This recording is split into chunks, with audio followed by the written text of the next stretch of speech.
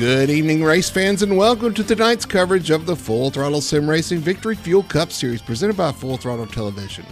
My name is Brody Hanna. Beside me in the booth tonight is Tony Solari, as always, and we are here in Sin City, Tony. A lot of drivers going to be rolling the dice tonight, trying to find that good hand and see who ends up on top here. Some playoff drivers looking for some good luck, and maybe a surprise winner tonight. You know, you started off with all these fun little puns, I think, right? They're puns. But, I almost wonder, should we even be broadcasting, because, what stays in Vegas or what happens in Vegas stays in Vegas, right? What stays in Vegas happens in Vegas. That's right. Yep. So, but yeah, we're in Vegas. This is a great little track, a mile and a half.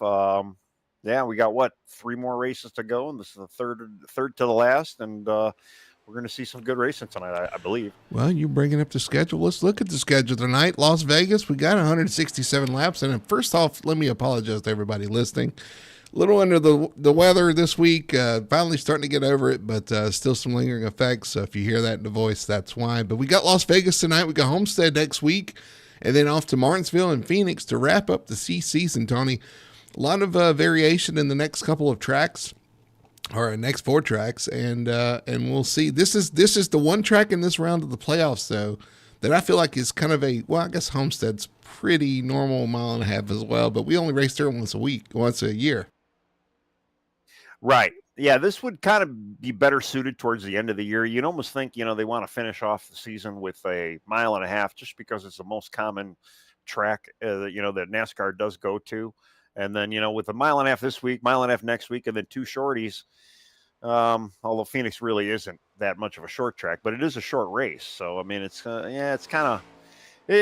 to say, but I would rather see this later in the season, but it's still, hey, this is what we got. This is where we're at. And it should be a fun night, though, tonight. And we got a playoff standings on the page on the screen now as well. Nathan Biggert, your playoff leader right now coming into this round. He will not be here this race, so this opens up a whole new opportunity for somebody else to come in and win.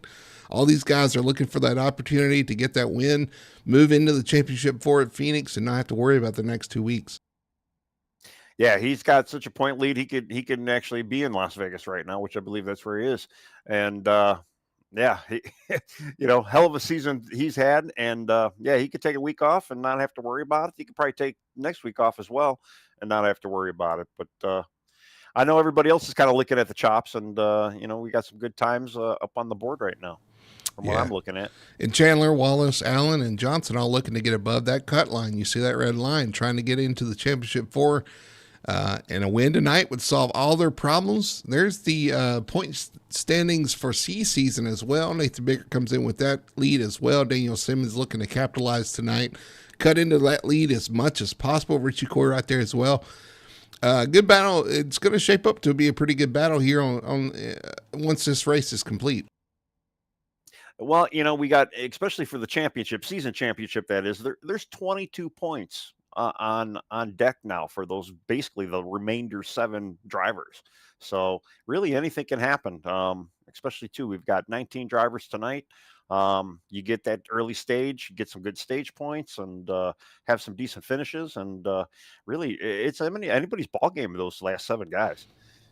And looking at tonight's race analysis, or at least the race info to the night, if it will populate, which I guess it won't in qualifying, so we're going to have to forego that for some odd reason. But anyway, got 167 laps on the docket tonight. Stage lap is lap 40. They'll be racing to the stage caution, and another opportunity for points. So, everybody's going to be pushing for everything they've got.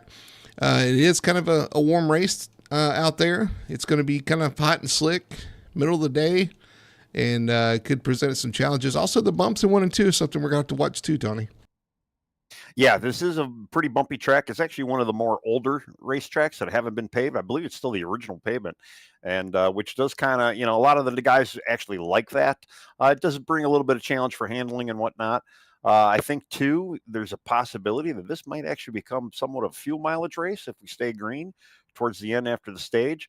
I know the laps, they're getting about 55 to 60 a tank, talking to Lane and Richie from yesterday and today. So, it's going to make things interesting for sure. A lot of fast times being set out there. And qualifying, I believe, is complete. And we are gridding right here. So in a few minutes, we'll show you the starting grid. But yeah, it's going to be a competitive race for sure. This is one of those races where it's a lot of throttle time. You do see a lot of tire wear like you were talking about as well. So you have to kind of plan that as well. You're going to probably see some green flag pit stops just because of the way this race kind of ends up being kind of a green flag race unless things change. And so a lot of factors, a lot of things for the drivers to consider out there.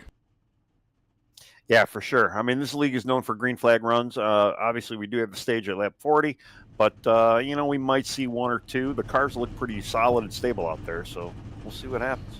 We'll see if we can throw up our starting lineup for tonight. Starting on pole is the teammate to Nathan Biggert, who's not here tonight. The 31 of Jeff Chandler grabs the pole tonight. Also pole is going to be the 34 of Brandon Fetterplace. Starting in third, that's going to be the 57 of Joshua Johnson. To his outside is going to be the 7 of Wayne Grossi. Starting in fifth place is going to be the 33 of Ben Tracy. In sixth place is going to be the 19 of Richie Coy. Starting in seventh is going to be the 20 of TJ Bartell. To his outside, the 42 of Kyle Milliken. Sherwood Billiford will start from the 9th position, and the 14 of Lane Allen would round out your top 10.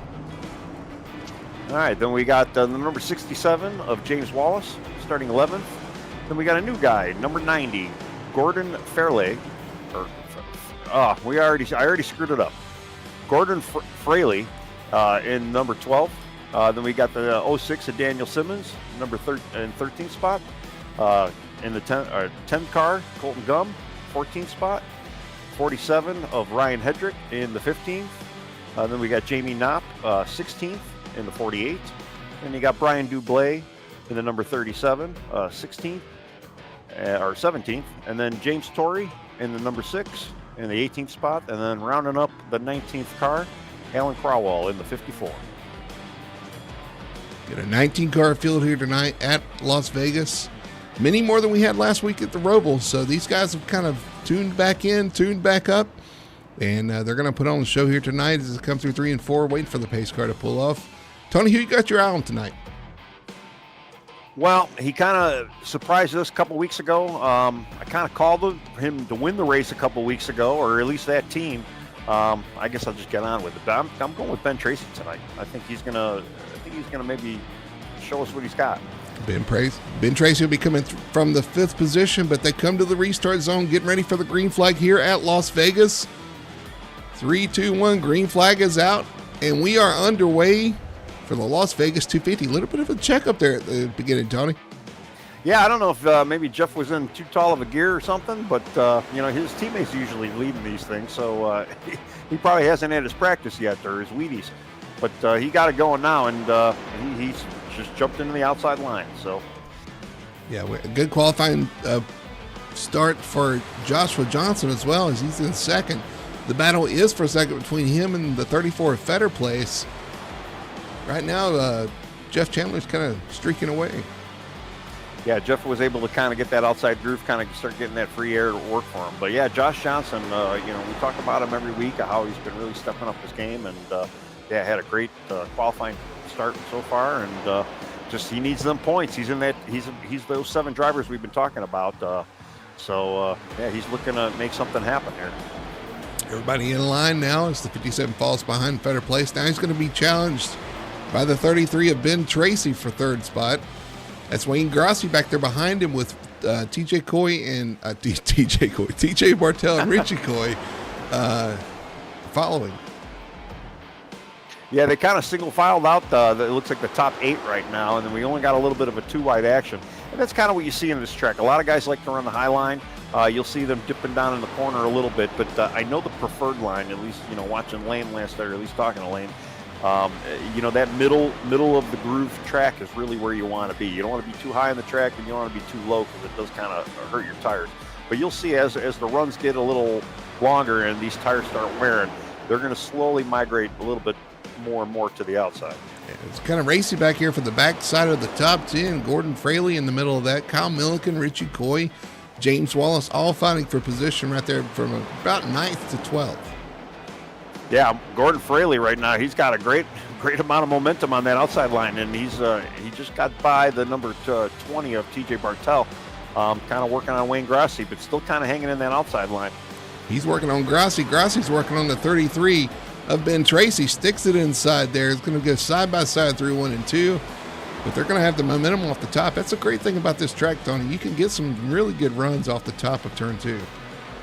Well, and it's almost like that in just about every track. But yeah, this track in itself, I mean, I love this track in the trucks as well. You can just get that outside line to run. I mean, it really is a double groove track for a lot of the racing, which does make it kind of fun. And yeah, we're seeing a lot of this 2 wide right now. I mean, towards the middle of the pack at least. Yeah, 2x2 back here for now what is 4th and 5th. And now Gordon Fraley's going to fall into the 4th position, up 8 spots from his starting spot. Had a poor qualifying run, but it looks like he's got a fast car. Yeah, he's really making that outside lane work. But you know, you gotta ask yourself, is this too early? You know, like we talk about every week. You know, do you want to get out there and burn up all your tires and burn up what you got right away, or because you know the stage is coming at 40, you just want to give it all you got and see what you have for that first stage. You know, see where it takes you, and then maybe make the adjustment after that. You know, I like the stage where they do get that experimental, but for me, I'm one of those guys that just let it ride. I like to see what I have in the first stage. You know, just as far as tire management, what do I got to do to kind of at least still stay with the pack and, you know, still somewhat be competitive. Well, lap 8 now of 167 racing to lap 40. We are still early on. I thought we maybe saw a little bit of a move to kind of be a little more, I don't know, find a place to ride for the 90, but now the 90's getting eat up by the 33 of Tracy on the inside, so there's a battle going on there as well. Well, yeah, and it's, you know, like I say, we'll find out. He's going to find out in about another 10 laps or so if he went a little bit too early, a little too strong too early. But he's looking pretty good right now, and he did finally clear Ben Tracy. He's working on Josh Johnson now for 3rd. Yeah, it's tough being back there because you're looking for a way to get some track position because, of course, the qualifying didn't go like you wanted it to. So you're trying to make position, but how hard do you push? It's always kind of hard to judge here. But he's definitely got a quick car. If his tires can hang on, he's going to be a factor tonight. Yeah, that's kind of what I'm seeing right now. And then, yeah, like I say, we're going to know in a little while. Again, you know, I'm going to reference Lane a little bit because we were watching him do a little practice in an open lobby. And, you know, you can see the cars start getting a little bit weird around lap 15 to lap 20. And that's when you start seeing some big fall-offs from some of these cars. I mean, it's just some loose handling. So we got a battle for the lead. That. Battle for the lead. The 34 of Fetter Place on the outside of Chandler trying to take away this position. He's going to lead this lap, but he's not going to be able to clear Chandler just yet as they head off into 1 side by side. And the battle for 3rd as well. Yeah, it looks like Brandon really just kind of, he maybe have seen the Gordon in his rearview mirror and said, you know, I got to go. I got to get something going here, or somebody else is going to try to take this lead. You know, I was thinking that in my mind, too. I wonder if somebody charging like that kind of puts pressure on the other guys he's passing. It's like, I don't want to lose all these positions. How hard do I need to push? And, you know, you start pushing those guys to push harder, and you both end up using a little too much tire. Yeah, that's what I'm saying that, too. You know, watching Gordon, it looks like he's kind of stalled out a little bit, and he's kind of under attack now by Ben Tracy. I got to say, he's doing a good job racing around all these, and Brandon Fetter Place, too. Racing around all these guys are in the playoffs. You know, it's always kind of hard racing these guys who are fighting for playoff positions. You don't want to be the guy, and we saw it at Talladega, you do not want to be the guy to take out playoff drivers because that is really hard to come back to from a driver respect standpoint. Yes, that's very, very true. Somebody else I'm looking at just entered the top 5, well, maybe about a lap ago, was James Wallace. That Boomerang team, I mean, he passed his teammate for the stage point, which I'm sure, you know, Joshua Johnson probably would have rather had that stage point, but I mean, still, he's got a little bit of a ways to go. But Boomerang, week in, week out, they've been really showing their hand lately, and you can tell that the team has been putting in a lot of effort. James doing a great job there in 5th spot right now, up 6 spots from his qualifying position. The guys going the wrong way, Joshua Johnson, Wayne Grassi, all losing positions here early on, but we've seen some of those guys, though, especially somebody like a TJ Bartell, Richie Coy, who even said before the race to watch him, he's probably going to go backwards to take care of the tires and then try to come back up as we see Fraley get a little loose off turn 4 there, and it's going to open the door up for the 67. We thought, but he closed the door on him. Yeah, I mean, he fell back the spot. I mean, obviously, Ben Tracy got by him, so, I almost wonder if we're going to start seeing him go in reverse now, just because we've hit that magic lap 15, and I think we're going to start seeing some of the men from the boys, if you so to speak, because, there's a lot of guys out there that look like they have been saving, and, just waiting to get moving. At 90 looks loose. Looks like if you burn up his tires, it's like he burn up the rear tires because he's getting loose on corner exit pretty bad there. As the 67 of Wallace is going to go by him, and then the 57 of Joshua Johnson's going to stick in there and try to go by as well. Well, and I'm pretty sure Gordon is in the worst spot he wants to be, especially when you have a loose car being on the bottom like that. It's just not the greatest place to be. Yeah, 8. And he's under attack by Wayne Grassi as well. So, yep, he's going to have to remember for the next stage. He might not be as aggressive on the opening laps, but there again, with the stage coming, it's really no harm, no foul too. You kind of get a gauge. Being a new driver in the league too, he's kind of learning some of these other guys, and I know all the other guys are trying to learn him. There's Richie Coy in that yellow machine. Oh, you see the 90 really loose. Now they're 3 wide coming off turn 4. 42, the 90, and who is that to the outside? TJ Bartell. Yeah. Gordon is, he's falling like a brick now, and everybody's passing him. And Richie's got the Lucky Lemon colors on tonight. New kind of a new paint job. I'm not used to seeing him in the yellow car. I mean, he hasn't ran a yellow car since the DeWalt days, I want to say. Yeah, it's kind of tough to pick him out. Him and Wayne are kind of running together now, though, so at least the yellow cars are running together, right? Right, exactly. And Wayne's always been, I mean, I don't think I've ever seen Wayne in anything other than a Pennzoil car, so. I sure hope he uses Pennzoil in his own cars. That's all I'm saying.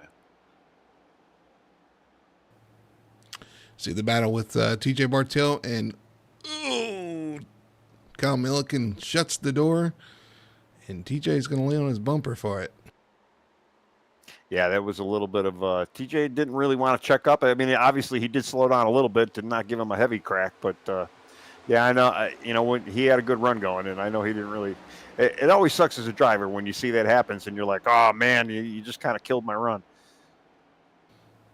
Yeah, sometimes you can kind of get together, like that though, and get a good push down the straightaway. It kind of help you both. So you see Richie Coy starting to move up through the field. He got by the 57 of Joshua Johnson, and now is on the back bumper of the 67 of Wallace.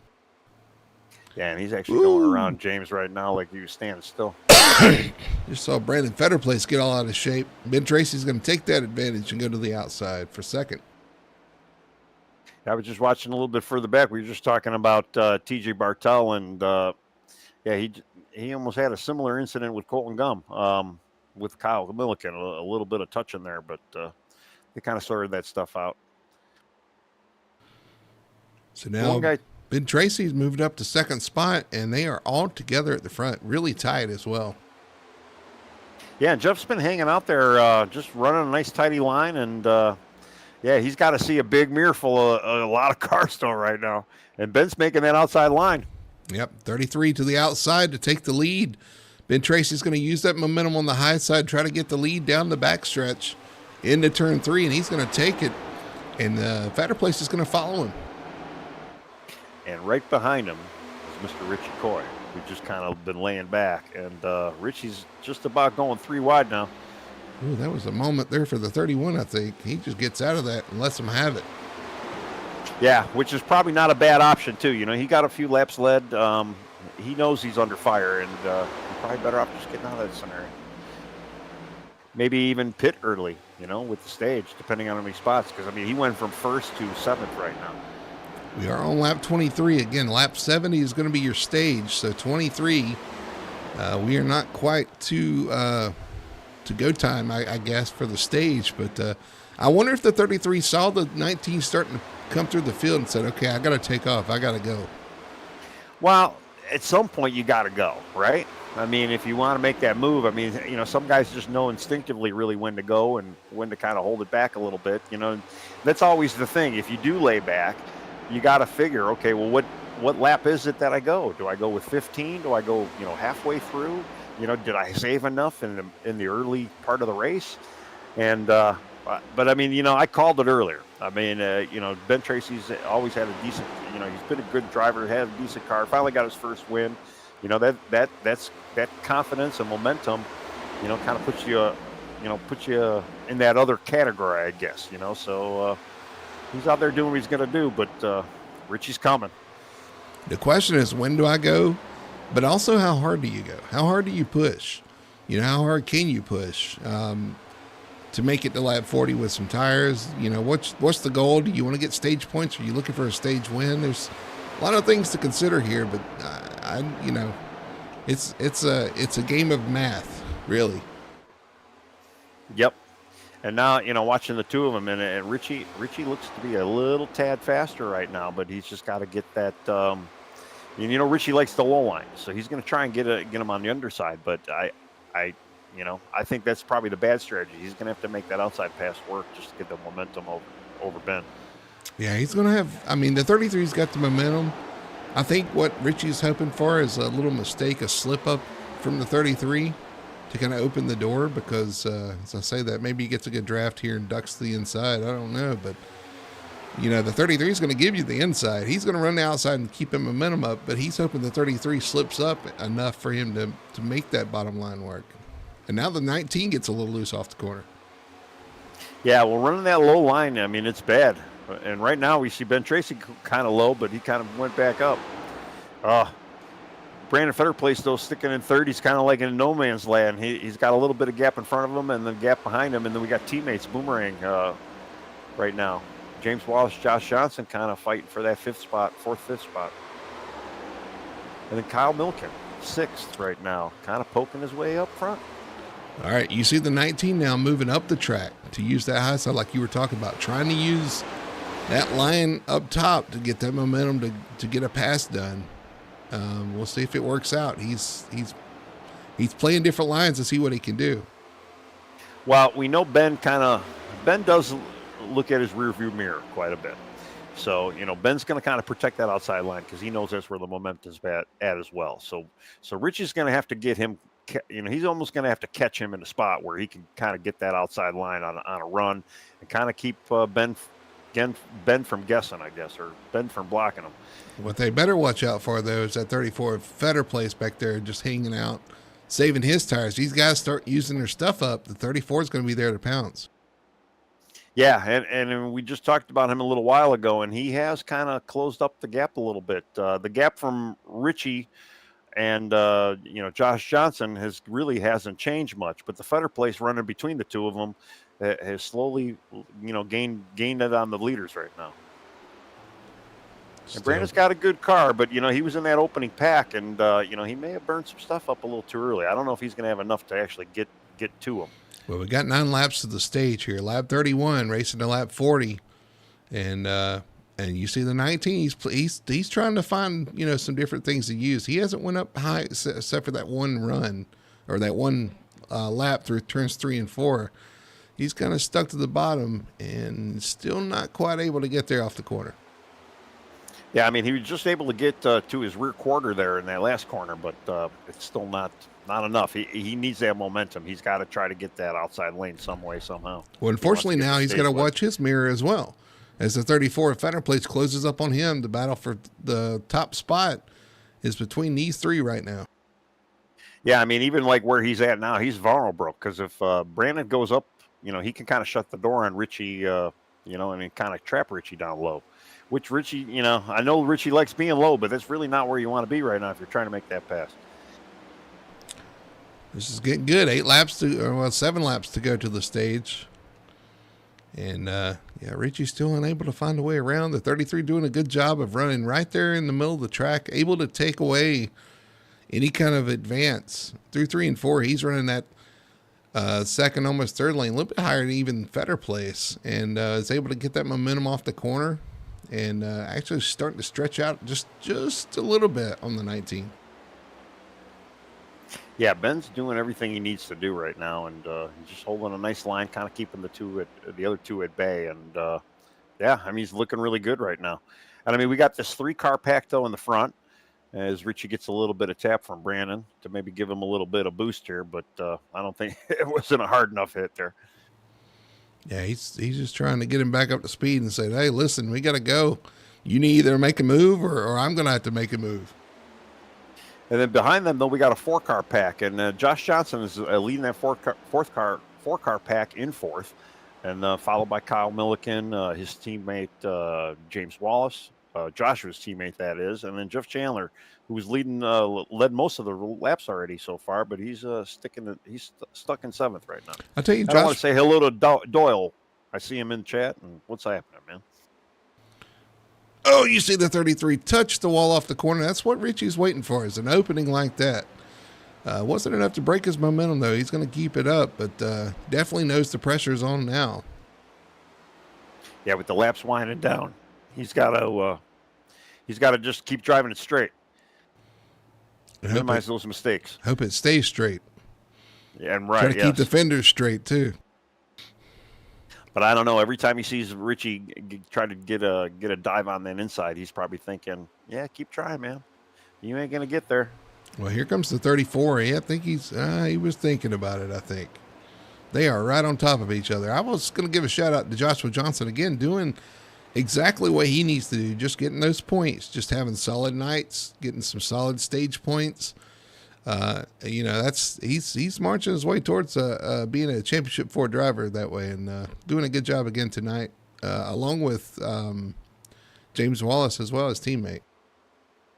Yeah, week in, week out. Like I say, the Boomerang crew has been doing some good stuff out there, and you could tell that they've been maybe either practicing more or just doing a little bit more R&D and setups, and who knows. But it's that whatever they're doing, you guys are doing it right, and it's paying off.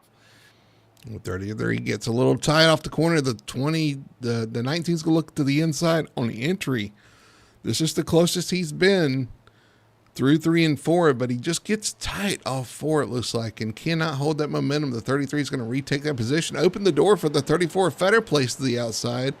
Here comes Fetter Place into P2. Yeah, that's kind of what I was talking about. You kind of leave that door open, and it's going to, he's going to get on that outside, and it's going to kind of, choke you down low. All right, they're 3 and 4. They're going to be coming to 1 to go here for the stage. This is going to get pretty good here towards the here's the 34 Fetter Place, looks to the inside, and he's got a pretty good run off the corner. This is going to get good here. Coming to 1 to go to the stage, 1 more lap, and they'll score stage points. Yeah, it's Brandon looks like he's got it. He was able to make that move on the inside, so obviously he must have saved a little bit of tire or something. But yeah, he was able to get that done. It was like 33 had a connection issue just for a minute there, but he comes back, and now the 33 and the 19 are side by side for second place. Looks like Fetter Place is going to get first place in the stage. Here comes Fetter Place to take the stage win. Yep, Ben Tracy, Richie Coy, 2 and 3. Chandler rebounds. Yeah, Chandler was able to get by Josh Johnson. I know. I was kind of looking back there. A lot of the guys were kind of single file, straggled out, kind of spread out a little bit here and there. So I mean, there really wasn't too much action going on in the back of the field. And as I'm looking at the scoreboard too, we've already had 2 disconnects. James Torrey, Colton Gum. Don't know exactly what happened to either one of them, but they are out for the evening. Yeah, rounding out your top 10.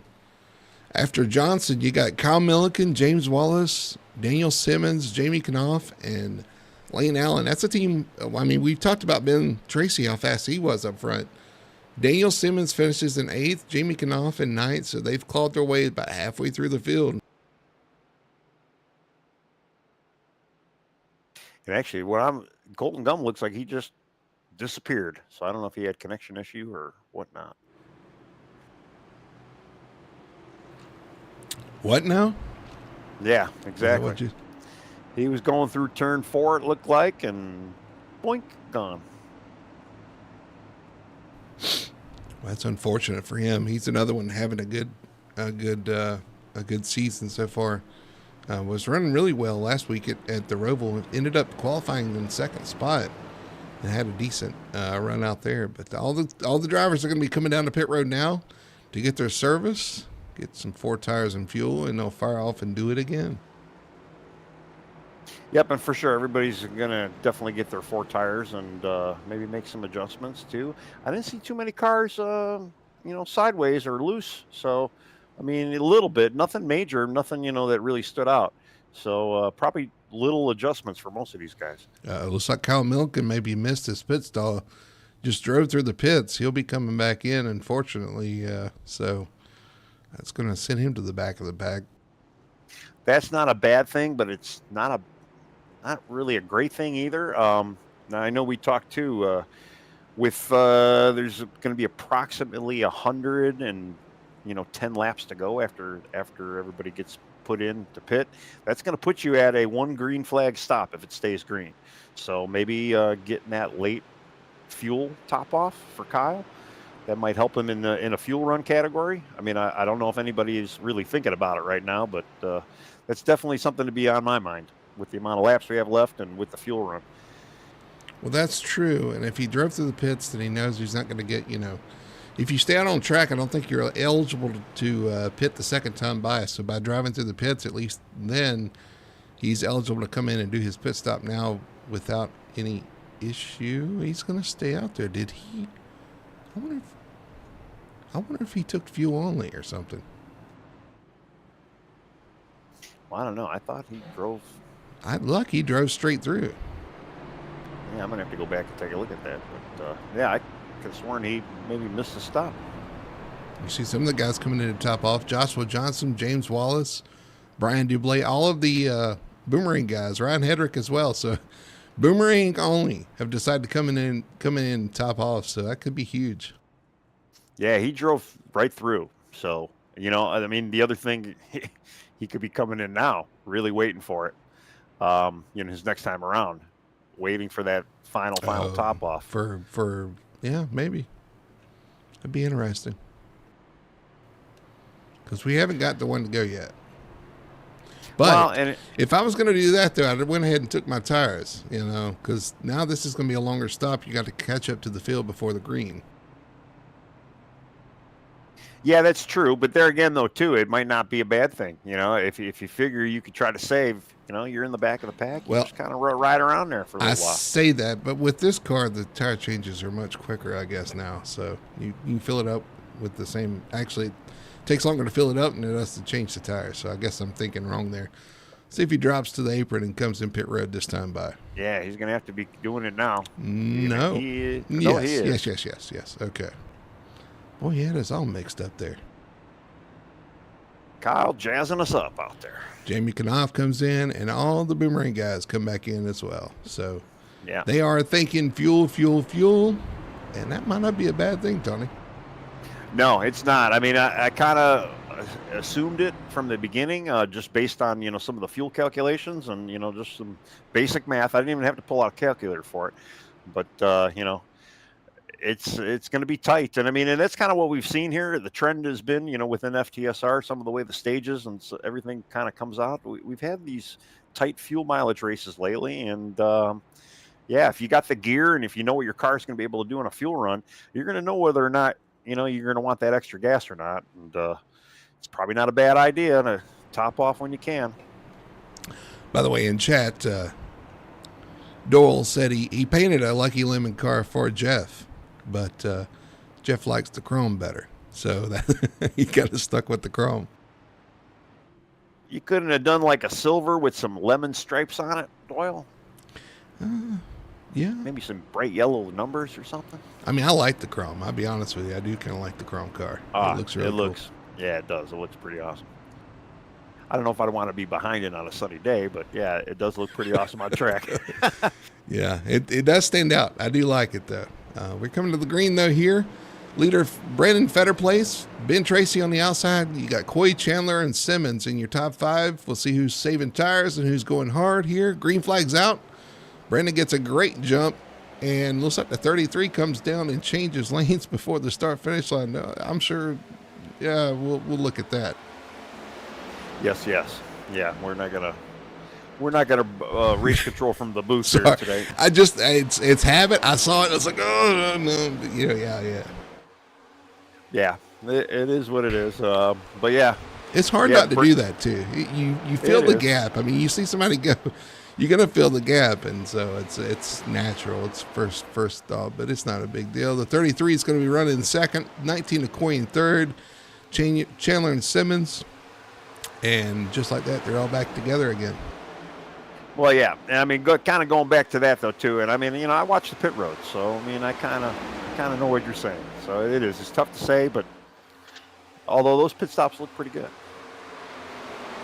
Back here, the battle for about seventh on back, sixth, seventh. You see the 90 again making that charge through the front, through the field. Gordon Fraley going towards the front beside Lane Allen right here. Wayne Grossi behind him. Well, and that's talking about Lane. I'm kind of waiting to see him pounce a little bit later in that late in that stage just a little bit ago, and yeah, he kind of hung back there. Now will Gordon maybe tame it down a little bit after realizing what he did in the first stage? To kind of say, okay, maybe you're going to have to save some tires. I mean, we know with fuel, especially with a lot of guys that have came in for a top off, fuel is going to be a strategy here. So I mean, you're going to have to make your bed early on too. Run this tank out as long as you can, get as many laps, so that way you got enough laps, to finish off this. Back here with Alan Kroll riding on board here. And you see when they're running side by side back here, that's the thing with those guys that topped off, there's really going to be nowhere to go right now. If you're side by side, you can try to make it 3 wide, but it's pretty risky. But those guys back here that took the fuel, this would be a good opportunity, I guess, to save fuel, but there's really nowhere they can go right now. And that's the best, right? And that's your reason why you want to save, because there's nowhere to go anyway. Lay it, kind of get all around there, putts around the track, save as much fuel as you can. Again, like if you can get one more revolution around this track opposed to the other, competitors, you're going to have that one more lap of fuel that you don't have to save that everybody else is going to have to save. And that's a big deal, especially if some of these guys are going to come in and make a two pit stop, opposed to just getting it done with one stop. And right now, some of these guys with the lead pace, unless you got the proper gear, you might be hurting towards the end of this race. We saw a big slide there for Lane Allen. Gathers it up, goes back to the bottom, but loses a lot of momentum. That's going to open the door for TJ Bartell, Wayne Grossi, Alan Crowell. We were just riding with him. Those guys are going to be trying to pounce back there behind him. Yeah, well, this is always the part of the race where, this is the chill part of the race, as I always like to say. Right after the stage, right before green flag stops, nobody really got too out of shape, in that first round. So, I mean, seeing a caution, I don't know. I have a feeling we're going to stay green this entire race. See, this is the part of the race that gives me anxiety, because now you've got to save, but you need to go fast enough to stay in front of the guys so you don't lose too many positions. How hard do you push? How hard can you push? And still save tires and hold your position. Like it's just a game of, a few, you're just pedaling at this point. Well, fortunately for me, if I was out there, I'd always have somebody to be behind, because I wouldn't be in front of a pack. So, just to catch a draft out of somebody else and just be easy on that throttle.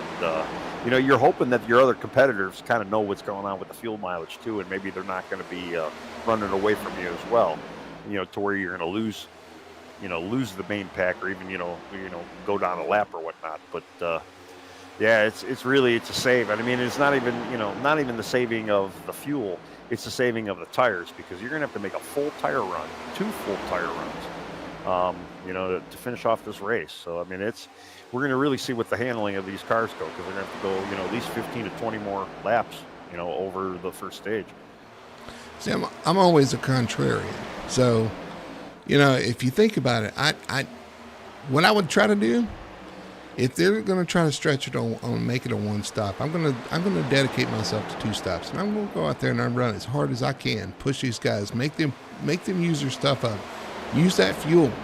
I'm going to get as big of a lead as I can and make you try to chase me, and then hopefully my strategy works out, I just like to do something a little bit different, have a little fun with it, and I like to go fast. I mean, all race car drivers do, and that's always kind of tough for me because I just like to go out there and I like pushing the car, getting as fast as you can, pushing the speed, and unfortunately in these situations, you got guys that know how to save those tires and still make speed. Right. Save tires, save fuel, and still run competitive laps. But if you're experienced with the people you race around too, and if you kind of know what the trends of the racing usually goes, I mean, it's for me, that's where I make my call. I know it's just better to kind of lay back, just let save as much as you can when you can, and yeah, it's tough though. I mean, especially too, they're out there, they're trying to run competitive laps, trying to save tires and gas. Speaking of somebody that likes to run like I do, apparently that 90 of Gordon Fraley is back up into the top 5. He's battling for third there beside Richie Coy. So he's worked his way back to the front like we've seen, earlier in the run. He's got a quick car, but man, when it falls off, it falls like a rock. Yeah, he's really not as aggressive as he was in the first round, so he is taking it a little bit easier. But there again, if you are planning on doing that two-tire stop, and he might be a good candidate to run a two-tire, just because he does got a pretty quick car, and he could probably get out there. And the biggest problem is you got an extra run down pit road, you got an extra fuel stop you got to make, and you're definitely going to go a lap down from that. But with the extra speed that you're producing on track, there is potential where you could kind of equalize yourself out, and maybe even have a little bit more of advantage because you're going to have a little better tire towards the end of these runs. So it's one of those things. If he is going to do a two-tire stop, he's better off doing like you said earlier, getting out there, getting as much of the lead as he possibly can. You're talking about making 2 pit stops, right? Right. Not a two-tower stop. The two-tower stop, yeah. Don't make me. Oh, it got dark. The sun went out. See, I didn't see that. Although, let me take my sunglasses. All right, as we were talking, the 33 of Ben Tracy decides to go to the front. So Tracy to the lead, 34 better place in second, Richie Coy in third, and now Gordon Fraley in fourth. He's definitely giving us something to talk about. As a matter of fact, back there not too far, you see the 42 Kyle Milliken coming through the pack as well. I know. I kind of saw him creeping in there, and I'm a little surprised too.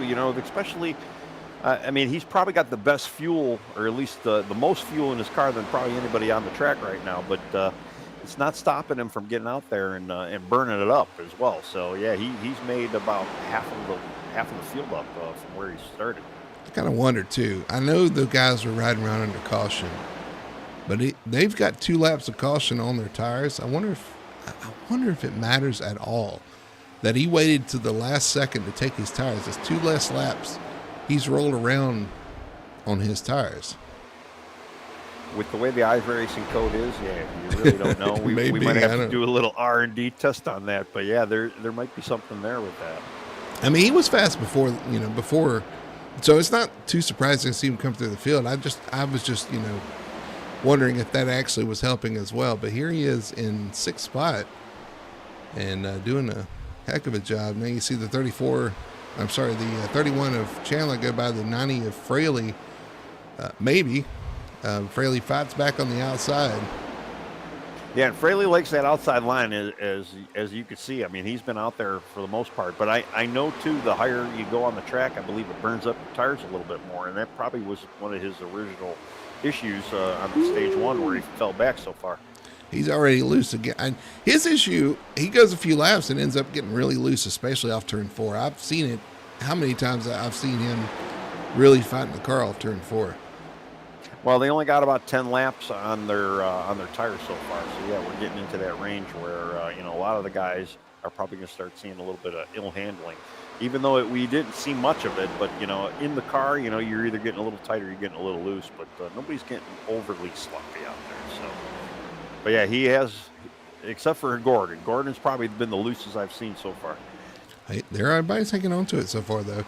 No issues so far. As I say that, looks like somebody gets the wall. I think it was Daniel Simmons in the 06, scrubs the wall going into turn 1.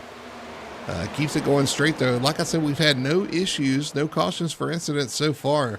Everybody keeping it clean so far. Lap 45 of 167 complete here. 65. Sorry, 65. I can't see. Sorry, I've got a cold. I can't see. Yeah. Yeah, we got a little over 100, a little less than 100 laps to go. Or, I don't know, almost exactly 100 laps to go at this point. You saw Alan Crowell get all out of shape coming off turn 4. He's kind of stacked up that back pack there. Well, he was kind of running up in the middle of the field, and, I wonder if he got a little ambitious and maybe burnt up his stuff a little bit. But talking about Kyle Milliken gets by the 90 right now and sitting in 5th spot right now. Just kind of continuing moving forward. He's looking at Jeff Chandler next. Chandler's an interesting one too, though, because he was fast early on, then he dropped back, like he had wore his tires out, and kind of came back towards the end to a top 5. So we'll see if he's able to kind of manage his stuff maybe a little bit. But he looked like he was a little more conservative this run. Maybe take care of his tires a little bit more, and maybe make a be more of a factor here for the rest of the race. Well, he's been kind of riding Richie Coy's tracks right now, and we saw Richie Coe drive up through the field, and Ricky Coe. And Chandler might be like, well, let me hang on to Richie right now, and at least kind of pace with him, and make your move a little bit later. But Ben Tracy leading this pack right now. Brandon Fetter place running second, and we saw what Brandon could do on a longer run over Ben Tracy, and you just got to wonder if either one of them, how much either one of them are even saving, just trying to stay up any of those top 4 right now. You got just kind of playing it tame. Looking at them. You got Jamie Simmons moving into 6th spot, up 10 positions from where he started. He started towards the back there and is starting to march his way towards the front. Wants to be a factor in this at the end. Daniel Simmons back there behind him as well, trying to get around this 90 of Fraley here for 6th spot. And right in front of him is, let's see, I'm looking at the wrong. Yeah, so that's Daniel Simmons going by. And Jamie Knopf, right in front of him is Kyle Milliken. So all these guys kind of running together now. They're going to come back together, Tony. I think we're going to end up with a big pack towards the front. I know. We're almost there right now. And, Gordon Fetter place, he's going to have to tame it down or this final run if he wants to even stay in contention. He does have a quick car, but you don't want to use that quick car too early. Well, remember, he was the one that made the pass on the last lap of the stage. He's definitely got speed, especially long run speed. Kind of bided his time there for the stage and ends up making that last lap pass. So he's definitely going to be a contender here. I gotta wonder if he's just riding at this point, but it's hard to ride when you got the Lucky Lemon shoved up your tailpipe. And the Silver Surfer behind him, but yeah. But I don't know. He's probably just chilling right now, just kind of pacing, and it looks like all 4 of them are pretty calm right now. They're all just kind of just hanging with each other. Nobody's being too aggressive. They're all just kind of hanging out. They're letting all the mayhem happen behind them, and just waiting to see what's happening. I think a lot of them too are saying, hey, I don't want to lead. I want to get some draft. I want to be able to back up. Let Ben Tracy go out there and burn up all his gas. Yeah, absolutely. I think it was fine just to let him get by. But now the thing is the 19 going to let you ride in second, or is he going to put pressure on you too? So I think there's a little bit of gamesmanship going on there as well. All these guys know they need to get to a certain lap to be able to pit and make it to the end of the race. What lap? Have we done that math? Do we know what lap that is? Well, depending on really, I don't know exactly how much everybody's got in fuel, and really depending on the gear you have in your car, it really dictates, even more so than, how much you're pushing down the gas pedal. But they went back to green on lap 46. And we know Kyle Milliken pitted lap 45. Everybody else pitted lap 43 for the most part. I mean, we did have a couple of guys that went in for a top off 44, maybe even for lap 45 as well. But, so you figure that 45 minus 167, and I might have to pull out the calculator for this one. Professor Tony over here doing his math.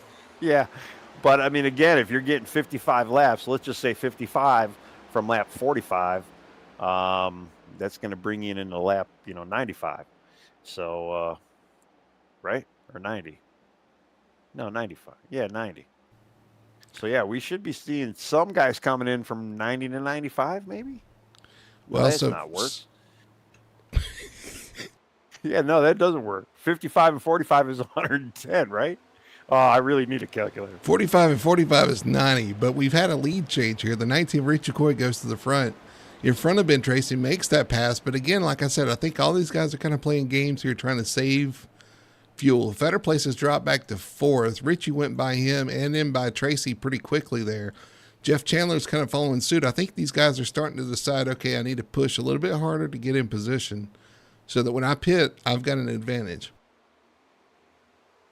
Well, I did. I pulled out the old calculator here. So, yeah, 45 and 55 is 100 laps. So, if they can make it at 55, that means, honestly, everybody might have to do a two stop.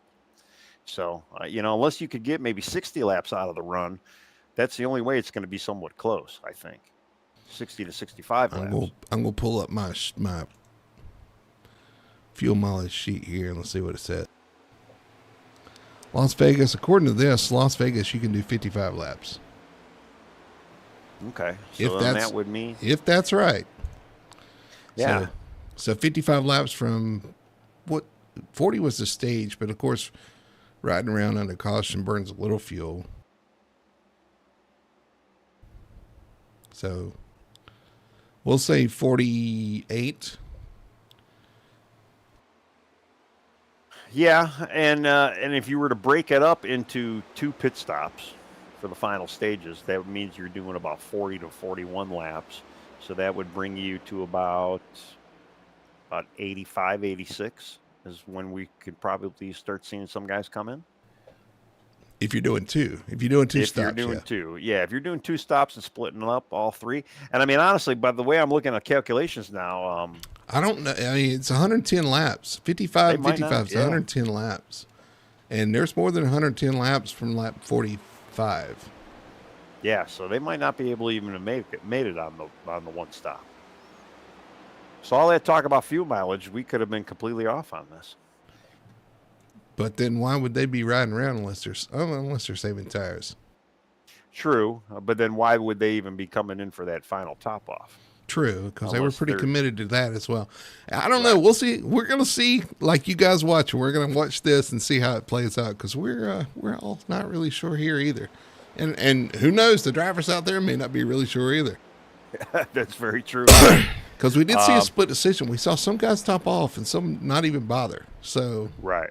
Yeah, and the people that haven't even bothered, they're probably like, it's probably not going to even make a difference. But there again, why aren't they going then as well, It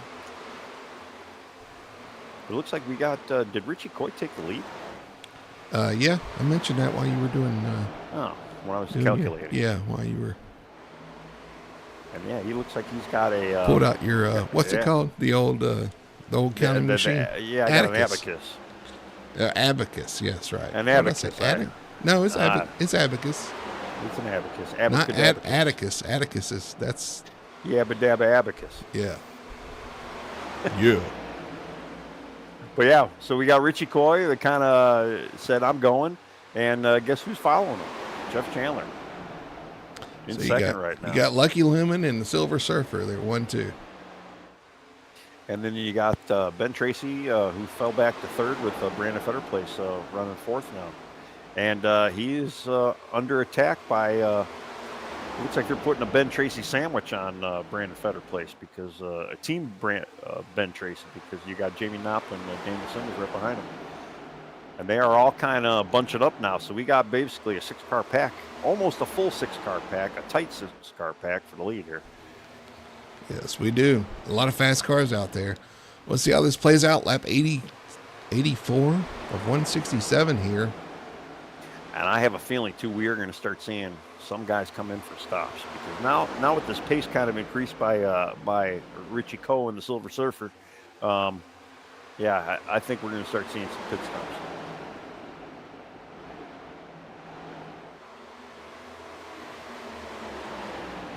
Doyle says minimize mistakes on pit road. He is 100% correct. That is where, again, this race may be won or lost, depending on whether or not there's a mistake made or not. Make sure you got your tires checked. Make sure you got enough fuel, fuel being delivered, and I know firsthand that Jeff has bid himself on that a few times. So I don't know. Maybe Doyle, you got to be in there and run his pit crew for him.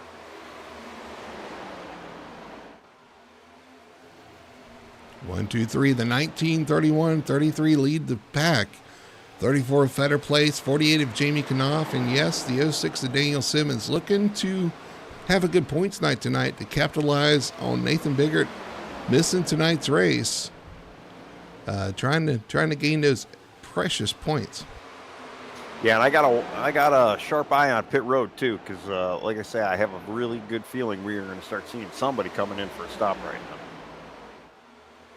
And I'm going to tell you, if we don't see anybody coming in within 5 laps, maybe they can make this thing on one stop. Well, we've seen Richie win one under fuel. We've seen him lose one under fuel already this year in trucks. So I'm sure he's watching it with a very close eye. Yeah. Well, I can tell you right now, what he's not watching is his mirror, because he's kind of checked out from Jeff Chandler. He's got a really good, almost a half a second lead over him right now. And actually, Jeff looks like he's coming under fire now from Ben Tracy. The close battle right now is for 4th. You got Fetter Place trying to hang on. Jamie Knopf giving him everything he can handle. And the 06 of Simmons looking to pounce there as well. Battle for 4th space, 4th, 5th, and 6th. You got a 6-car breakaway there. 7th is going to be Cal Milliken in the 42. Remember, he did top off, so he will be able to go maybe a little bit longer than these guys. Yeah, he kind of, he broke out pretty early, but I almost wonder if he kind of burned up some of his tires along the way too. Yeah, because he's kind of a long way from that 6-pack lead, and then yeah, TJ Bartel right behind him. He's a ways away from Kyle as well. And then there's a little bit of grouping. We got Josh Johnson. We got the new guy, Gordon Fraley. And then James Wallace in a little 3-car pack. They're all kind of slicing and dicing back there. But I'm almost surprised. No takers yet in pit road. Yes, 9th, 10th, and 11th you were talking about there. The 57. The 90 of Fraley and the 67 of James Wallace. You got 14 of Lane Allen running in 12th or 12th. Yeah, all by himself too. You gonna break in a song? Go ahead. No, he could do that. He's probably doing that. Well, he's in there with Richie, so and he's neither one of them are by themselves anymore. Well, they are on track, both of them. But well, yes. And then looking a little further back, too, we've got Brian Dublé right now side by side with Wayne Grossi, and that is for 13th, 14th right now. And then you got Sherwood Williford, who we haven't talked about at all tonight, running 15th, kind of just hanging on to the two of them. And behind him, we've got Ryan Hedrick and Alan Crowell finishing up, and they're kind of staying tight to each other, but they're basically the end of the field right now. I was watching this battle between the 7 of Grossi and Dublé and the 37. There have been some kind of salty words between these two drivers in the past here in the last couple of races. Just watching to make sure things go smoothly here, because I know both of them have kind of had words with each other. Yeah, and that does happen from time to time, but you could see that you play nice on track, some of that stuff kind of goes away. And, I think there's a lot of mutual respect for everybody, and I think we do have a good group of guys, but yeah, somebody's going to rub you wrong from time to time. It just happens.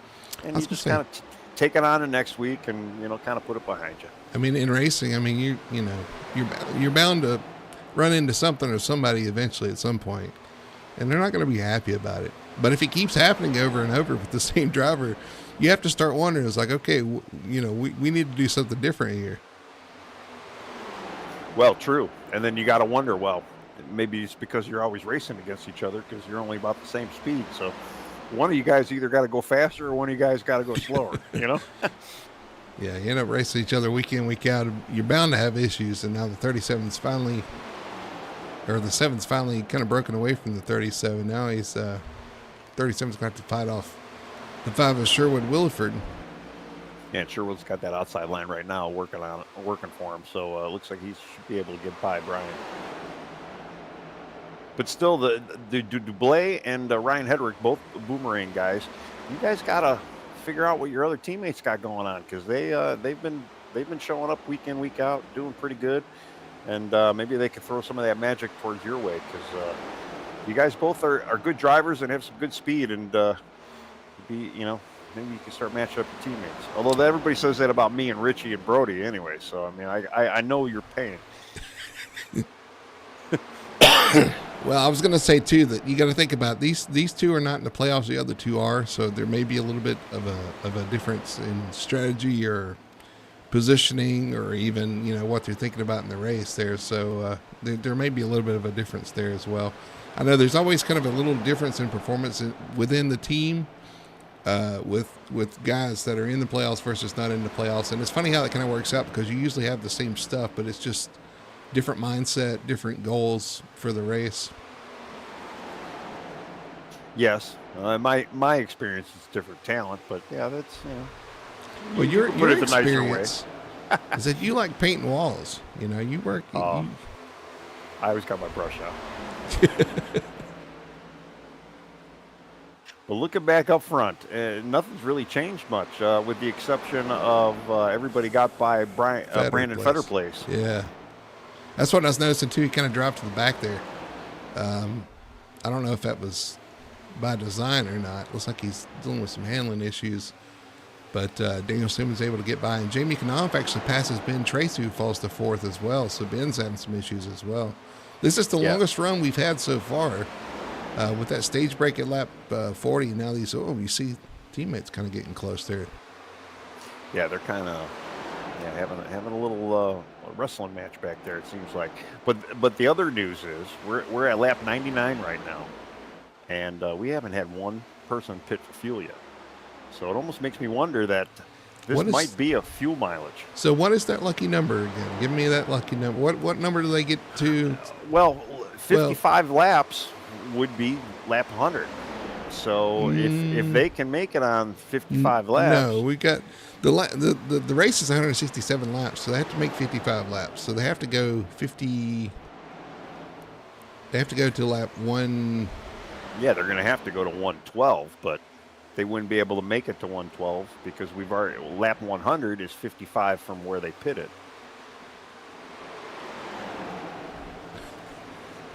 That doesn't make what I'm saying. Right? Okay, so they have to go to lap 112 to make it 55 to the end. But we already did 55, is what you're saying, right? Yes. So yes, because they pitted on lap 43. So what is green on lap 45? So they've already done 55 laps. So 106 is halfway between now and 112, right? So right, we're looking at 106, 107. If you can make it there, you can make it to the end. And I want to say too, Lane had said that they could probably get about 60. Depending on the gear. So that is close. Right. And if they could do the 60, then they can possibly stretch it. But we're going to find out. I mean, somebody's going to have to be pitting within the next 5 to 10 laps. Something's going to happen. Something is going to happen to give us a clue of, okay, this is what's going on. But we'll see. We'll see what, like 102 now. So I mean, clearly they're committed to making it to halfway. Everybody, It seems everybody is committed to making it to halfway on fuel. Yes. I would agree with that statement for sure. Were they going to have enough, or are they just going to stretch out every single lap they can? Right. We'll see. I mean, but right now, though, we got Jamie Knopp. He ain't saving any gas. He's going right by Richie Coy on the outside for the lead right now. I don't know how many times I've talked to Jamie. Jamie's like, I just want to go up there and make it exciting. Well, he is. Well, he's made it exciting. Coming from the back to the front, Jamie Knopf takes the lead in the 48. Hasn't fully cleared him yet, but hey, mission accomplished right now. He is, he's setting sail. He's the strongest of the Tracy drivers right now. And the top three have kind of pulled away. You got Knopf, Coy, and Jeff Chandler. Your top three, they're kind of by themselves. And then Ben Tracy, Fetterplace, and Simmons back there behind them in another 3-car pack. Yeah, and that's kind of everybody's really straggled out right now. We got a bunch of three-car packs for the most part all over the track, and it just who's going to be able to I almost want to say the guy who pits the last is probably going to have the best advantage towards the end of this. It's all going to be about getting on pit road smoothly, but making up time, getting off pit road smoothly, making sure that you're doing everything you need to do, and then you'll do this run all over again, depending on how long they run. We are on lap 105 now, so everybody's going to start blinking here. Yeah, well, they're going to be, I know a lot of guys are watching their F3s, and they're looking at that fuel gauge, and they're thinking, okay, it's probably 1.0 or 0.7, and they're thinking, man, maybe I could get one more lap out of this, or maybe not. And they combine one more time. So this is the lap I was talking about, lap 106. So now we know they can go from here to the end because they've went this far already before, correct? Yes. Yeah, I would agree with that. So, yeah, because we've got 61 laps to go in this race. Seeing if we see any signs of anybody pitting here. Everybody's going to go one more lap. I mean, anything you can do to kind of extend this run, I think you would want to do. Did you see TJ Bartell hitting the pit road? 42 of Kyle Milliken as well. So they're going to take that advantage to go ahead and hit pit road right at halfway here. But what I was going to say is you kind of want to extend this run as far as you can. That way you don't have to save as much fuel on the opposite side, and you can run harder. But here's the issue. If these guys pit and they have a good solid couple of laps and you wait a couple laps and pit, it's going to be hard for you to run them down if you're saving fuel. Oh, for sure. Well, the big surprise too is Kyle Milliken pitting early.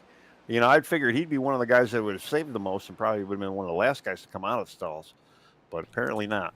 Everybody on pit. A lot of drivers on pit road. Richie Coy, Jeff Chandler, Fetter Place, Joshua Johnson, Lane Allen, Wayne Grassy, Williford. Pretty much everybody pitted that lap, except for the 48 of Knopf. He's won an extra lap, and he's going to go another one. Wow. And then we got Ryan Hedrick out there, too, who is yet to pit. Here comes Ben Tracy into the pits. Smoking them. As I'm looking, too, it looks like everybody, just about everybody's in with the exception of Jamie and Ryan Hedrick. Which is surprising because those guys ran pretty hard. Looks like the 06 maybe. Well, maybe James Wallace as well. I don't think he had pitted yet either. Here comes, James Wallace. So Knopf, Simmons, and Wallace stay out. The Knopf and Simmons are going to hit pit road this time around. Same thing with James Wallace.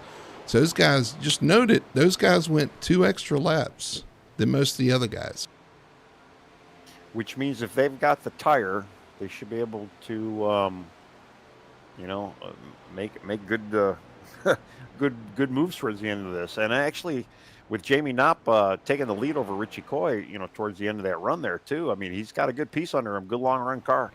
I am kind of surprised. Good night for him because he had to make more speed than any of these other cars to make up that position, his track position.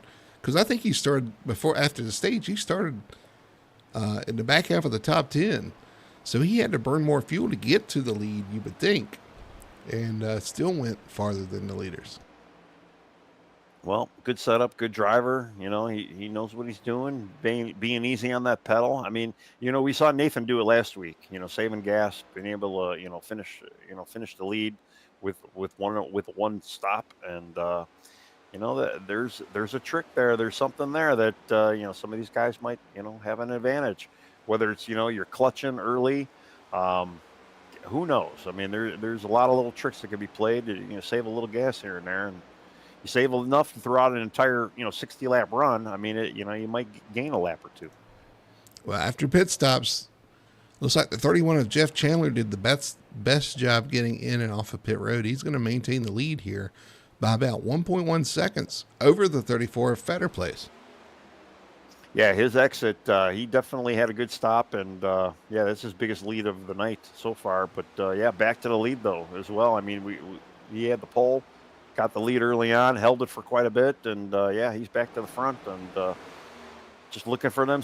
Maybe he can get the most laps led and get a point out of that. And I know he wants to win it as well, but he's got some good competition behind him, and he's just got to maintain pace.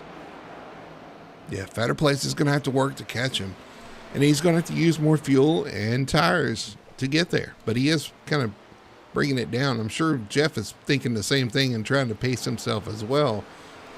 So I'm sure they'll get back together here, shortly, and we'll have one big group again, and we'll see who can make that run to the end.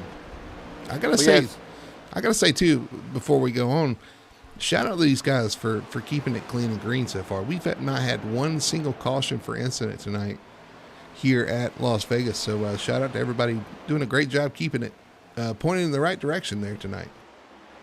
Yeah, for sure. I mean, not even, sometimes we'll see a guy, maybe get a little loose, get in the grass, hit the apron, or even a big wall bang, and, not where we'd throw a caution, but there's been none of that. Everybody looks really good, clean and stable out there, which is very refreshing. But that's, this racetrack does kind of promote that as well. I mean, we talked about how bumpy it is, but it's still a very decent, clean track where you could, still run pretty good competitive laps where it's not, it's not like a Darlington or something like that. There's Kyle Milliken in 5th. He comes out in the group. Here's TJ Bartell in 6th. He's in that group as well now. So a couple of these guys doing a good job making some good pit stops, making up some time on pit road. Of course, they did. I think they pitted a lap early, so they were able to get in and out pretty clean, make up some time for that extra lap, and now find themselves in position to be in this lead group. Yeah, the two of them did pit together, and they kept them out. They didn't get the advantage they probably wanted, but it did bring them both up to the top 5, top 6 right now. So they just got to maintain. I mean, they're going to have on 1 lap older tires. They might have to save some gas as well. So we'll see. I'll be interested to hear what the actual fuel numbers for some of these guys were, because we were way off on the 55.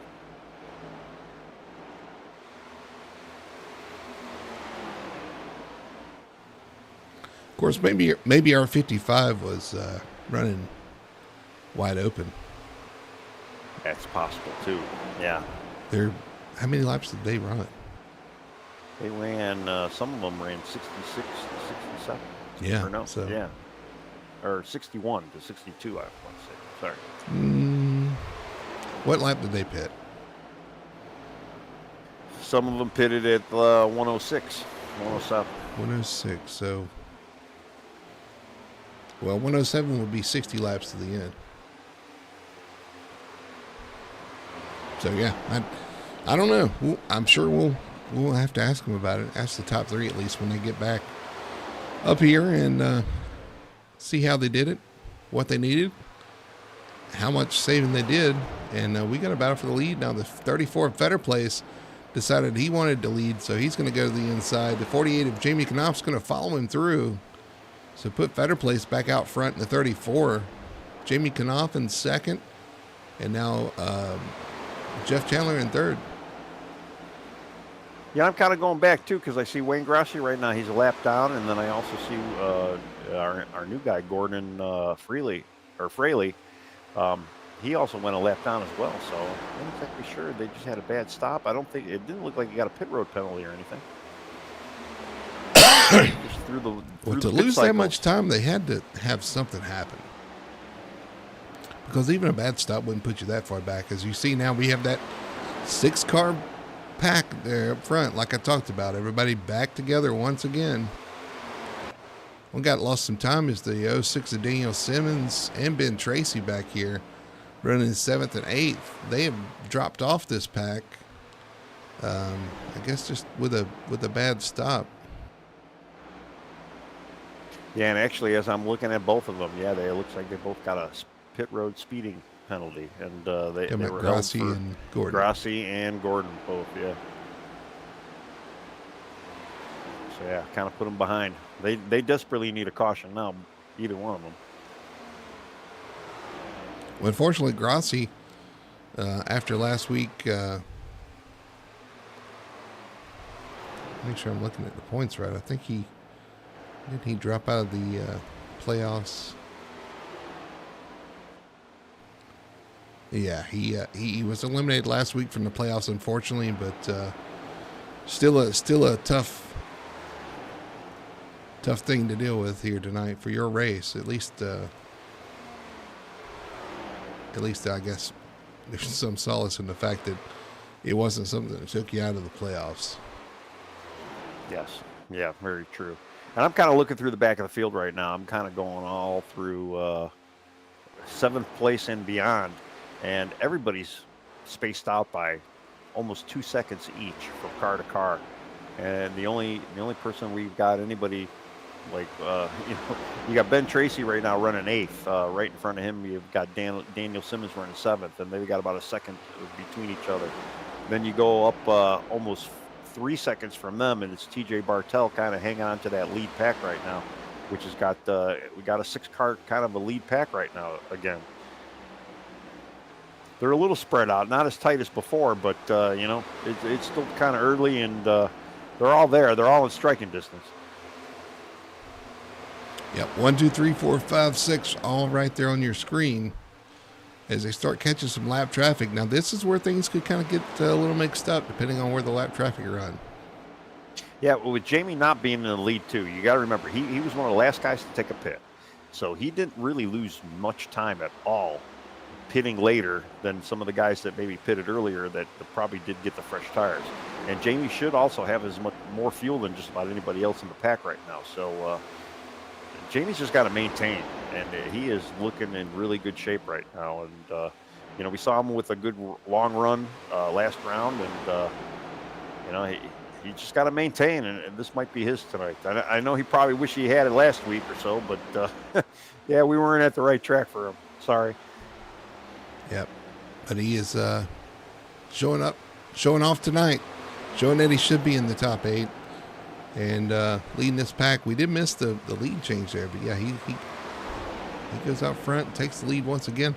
Like you said, he was one of the guys to wait to very late to pit, so he's got a little bit more fuel than the rest of these guys. And if he plays it right, that could be a big advantage. Well, a little bit more fuel and a little bit more tire, and not to mention too, usually when you stay out longer, some of the guys with the newer tires, they should be able to gain up a little bit. We kind of call it the undercut, the pit undercut, where you want to try and pit sooner than the guy in front of you, and maybe you can get out in front of him after pit stalls. Kind of like what Jeff Chandler did. But that did not affect Jamie whatsoever. I mean, I'm sure he didn't come out in the lead right away, but, he was able to, not lose too much time, and obviously got the lead now, and he's just he hasn't really ran away, but it's still pretty early, and he's probably just kind of biding his time, saving his stuff a little bit, which is still something you have to do. You just can't get out there and just start driving away from these guys, or you're going to end up falling back later on. You hear these guys shifting. We're on board with the 34th fetter place, obviously shifting twice a lap here, and that's one thing you can do to save fuel too, is not shift as often if you're shifting. So obviously he's shifting here, so he's pushing. Now he's going to look to the inside of the 48 of Jamie Knopf for the lead. They go 2 by 2, and they are catching a lap car here. I think it's Dublé up front. Yeah, Brian Dublé is pretty much our first on-track lap car, I think, once these guys going around him, which eventually they're probably going to get there. And, yeah, that's going to be the first green flag, lap we see right now. So the 48 of Knopf up high, the 34 fetter place on the bottom, and they're still side by side. Another lap goes by. See, I don't know how I feel about shifting either, though. I mean, ever since they put the 5-speed transmissions in these cars, I mean, it's either you run 4th or you run 5th, and it's just kind of how it goes. But, some guys could get out there and flip them gears, and sometimes it works for you. For me, it seems like it unstables the car. It's just more to do. You really can't concentrate on the corner as much. I don't know. I'm not a huge fan of it, but some guys got it figured out. Yeah, I'm not either, to be honest with you. I don't think shifting on ovals should be a thing, except for, I could kind of understand like Pocono, where it's kind of an odd track and long straightaways, but I don't think you should be shifting on an oval. I guess Gateway too, with the different corners, makes sense, but even there, I really wish, I don't feel like it should be a thing on ovals. No, I can't imagine it saving you. Downshifting is not saving you gas either. So, Right. and I mean, I know the gas it's tight, but it doesn't look like it's as tight as we probably initially thought. But still, shifting, it's definitely not going to increase your odds. Well, we've got 16 laps to go. It's coming down to it here. Lap 132 of 167 here at Las Vegas. The Las Vegas 250 for the Full Throttle Sim Racing Victory Fuel Cup Series. Somebody's going to take on a trophy here. 16, we got more than that. You got to bust out your kit. That's 132, isn't it? Yeah. You got Well, almost 35 to go. I need to get some glasses, I guess. 34. Wishful thinking, I guess. I thought we was getting down to it. Yeah, but, kind of going back to the lead, too, Brian Dublé, he's hanging in there. It looks like he's almost kind of walking away from the leaders right now in a little bit. They haven't really caught him. Well, they were running side by side, so they might be running a little bit slower. But, yeah, obviously Dublay's not off the pace. He's just out of position. Yep. I'm just kind of going through the field, too, just to see if anything's really changed. And not too much. It's kind of the same old, same old. We've got Daniel Simmons, Ben Tracy. They're still kind of, teammates, within a half a second of each other for 7th and 8th. And then behind them, it's like everybody. I mean, there's a good 7-second gap to Ben Tracy and 8th to Josh Johnson and 9th. And then it's a second away to James Wallace. And then it's about 5 seconds then to Lane Allen. And then you got Lane Allen and Sherwood Williford right now, kind of running side, almost door to door now. You got the 90 mixed in there. Gordon Fraley, lap down, trying to work his way through the pack here. Yeah, he's trying to make something happen. Right now it looks like though he's trying to get that lap back. Not that I don't think it's going to really help him too much, just because I don't see us getting a caution, but. He's definitely in that lucky dog spot, but I'll tell you who it didn't help. The normal way. It didn't help the 48, that's for sure. It got him really loose off the corner, and it's going to give up the lead to the 34 of Brandon Fetterplace. And now we got kind of a 4-car pack here. 4-car breakaway. You got TJ Bartel and Kyle Milliken back there, about 1.5 seconds off this pack. Yeah, and Gordon Fraley, he got by him. He got his lap back. He's got to be able to try and see if he can make another revolution, or to maybe even get back in contention. But we did see him have a quick car. He's going to start a revolution? Well, he's got to make another revolution, yeah. He's got to make a revolution to start a revolution. Coming up on... who's that there? Alan Duranco? Or not Alan Duranco. Alan Crowell. Duranco's their other driver. Yeah, Brian Dublé kind of keeps driving away. He was able to get past Alan Crowell. So Alan Crowell is our guy going an actual lap down, opposed to Brian Dublé. And Brian looks like he's got a good car. But, yeah, like you said earlier, not the position he wants. Side by side for the front position, though. P1 under contest, the 34 of Brandon Fetterplace and the 48 of Jamie Knopf is trying to take it back on the inside. Well, with 30 laps to go, I can only see, I can see maybe another 10 lap of ride around for maybe, a guy like a Richie Coy, Jeff Chandler, before you're going to want to start, making your moves. But again, you don't want Fetterplace and Jamie Knopf to get out in front of you too much. But ooh, that was kind of tight there. That was pretty tight. 48 comes off the corner and goes low, and Fetterplace makes a little bit of contact with him. They straighten it out and keep it going. And you could put the top three under a blanket there. The 48 is trying to hang on, but the 34 is hanging to his outside rear quarter panel. And something else I've noticed too, the inside lines seem to have come in, where your outside line is not really getting the run like it was before. Oh, Jamie Knopf get the wall a little bit, and that really kind of jazzed him up. He's fall all the way back to fourth now behind Did he get loose there? It looked like he got maybe a little tight and then maybe a little loose. You know how this car can be, and he just kind of side-slapped the wall. He doesn't look like he's got too much damage. A little scrape to him.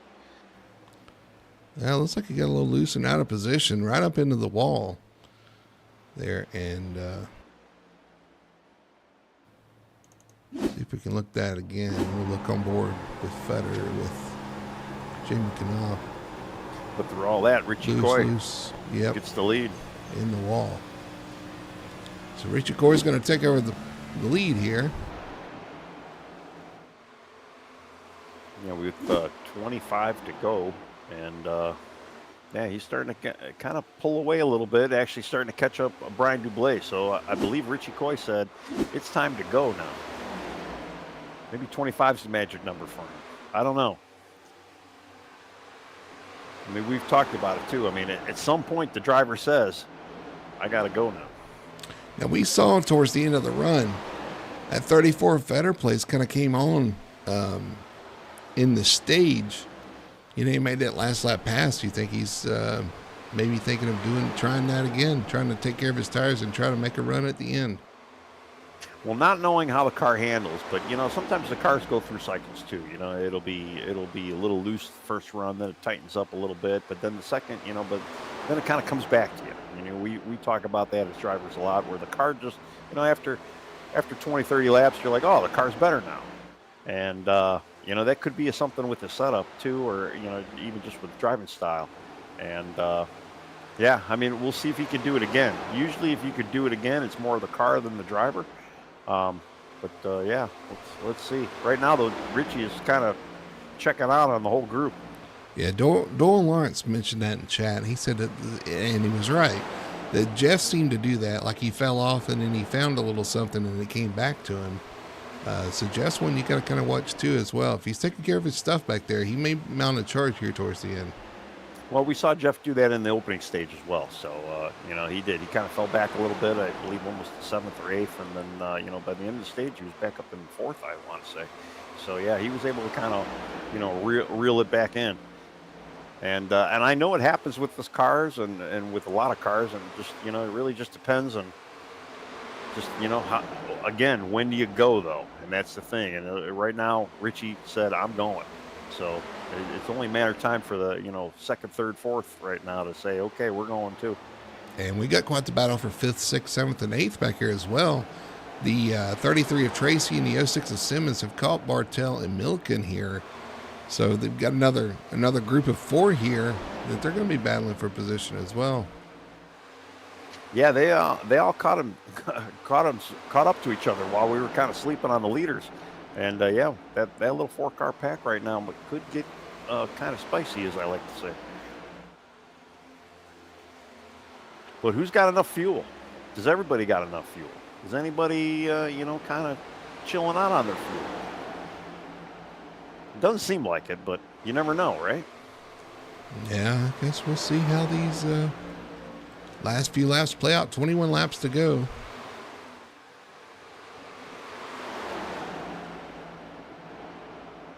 I thought I saw an old message, but it may have been an old message. But you see the 34 said pitting in? That might have been old. Yeah, I don't see those, so got to take your word on it. Yeah, that might have been old because he's still on track running 2nd. But we're back to the yellow, and yellow prime right now. We've got Richie Coy and getting ready to kind of lap Wayne Grossi now. Going down another lap for Wayne, unfortunately, with the pit road incident he had. Yeah, clean past her. And Richie has kind of stretched this out over Brandon Fetter place by 0.8 of a second. So these guys are going to have to gather it back up and try to run him back down. With the laps dwindling down right now, you know, Richie kind of, you know, he made his bed. He said, I'm going. And, you know, he's kind of doing what you originally said in the opening. You know, get out there and lead as much as you can and let these guys kind of chase you and try to burn up your stuff. I mean, he's got almost a good second lead over 2nd place right now. So, yeah, Richie's doing everything he needs to do, too, because I know he wants to win this stage to get locked in for the Final 4. And, yeah, did he go too early? We got Jamie Knopp now fighting for 3rd. They're almost 3 wide with the layup car, and ooh, that was tight. That was close. Everybody did a good job there, but I know Wayne's like, I got nowhere to go, guys. You get off that corner, and I know it gets tight off that corner, and just a bad, you know, wrong spot, wrong time. Well, with 17, 18, or 16 laps to go right now, yeah, they're going to spread some lead, is what I'm going to say. We're going to get some. These guys are going to be putting the hammer down and try to catch Richie Coy right now. We'll see if he can do it. He's 1.1. Jamie Knopf is 1.1 seconds.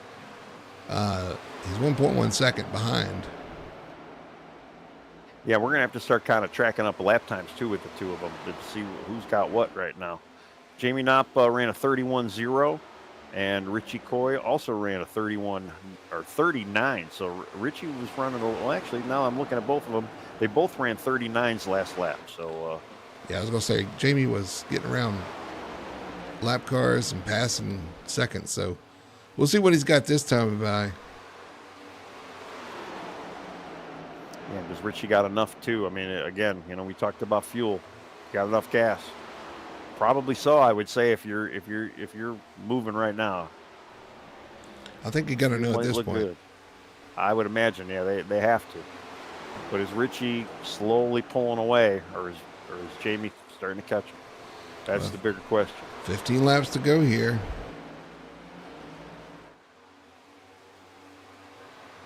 Things are starting to get kind of spread out, too.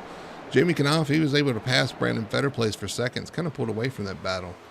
And now Fetterplace and Chandler are running together. And Jamie's trying to see if he can run down Coy. Well, the one thing I could definitely say is that I don't know if Ben Tracy's going to win this. He was my prediction early on. He's kind of sitting back in sixth place right now, kind of hanging out with his teammate Daniel Simmons, Kyle Milliken right behind him. I mean, they're looking pretty good and strong out there, but I think, a lot of these guys from 5th to 9th right now, or 5th to 8th right now, which is Daniel Simmons, Ben Tracy, Kyle Milliken, and TJ Bartel, they need a caution. I mean, all four got really good cars, real quick cars as well.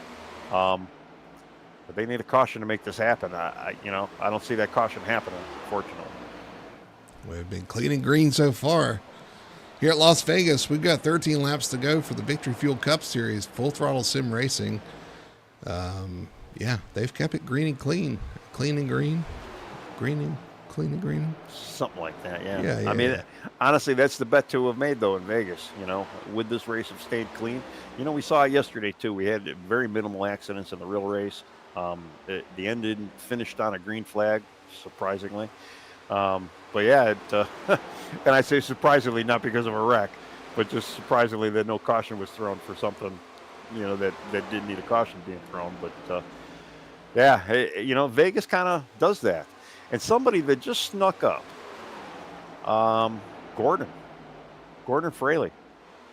He just kind of snuck up out of nowhere, passing Ben Tracy right now. Did he pit for extra tires? He pitted for some more tires. Okay. Yeah. That makes sense. I was going to say, because I know he passed the leaders to get his lap back. And it's like he's been in a couple times. Maybe some issues on track. I'm not sure. As a matter of fact, let's go back and see, because it says he went off track. Let's see what we can see here. Coming out of turn 4, and he's had issues off turn 4 all night. Contact with, I don't know what car that was.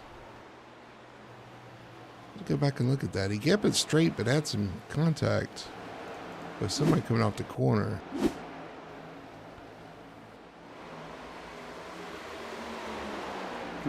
Well, last lap, I'm still kind of monitoring lap times here. Jamie Knopf, about a good second, or not a second, but a 10th quicker. Can he get there? That's going to be the question. He is running out of laps. I mean, we're almost at 10 to go at this point right now. So, can he do it? Possibly. He needs more than a 10th a lap though to make that happen. And he is slowly winding them in, but it is a very slow crawl right now. We'll keep an eye on that. See if he can make a race out of this, because right now it's kind of spread out. Yeah, he had a half a tenth on Richie that lap, but he needs more than that. Yeah. He needs 1.5 tenths a lap to at least get to his bumper.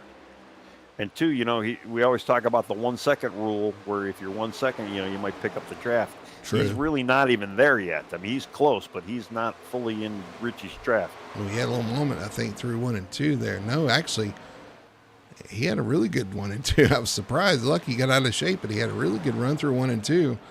Down through 3 and 4. He's cut it down a little bit. He's under a second now.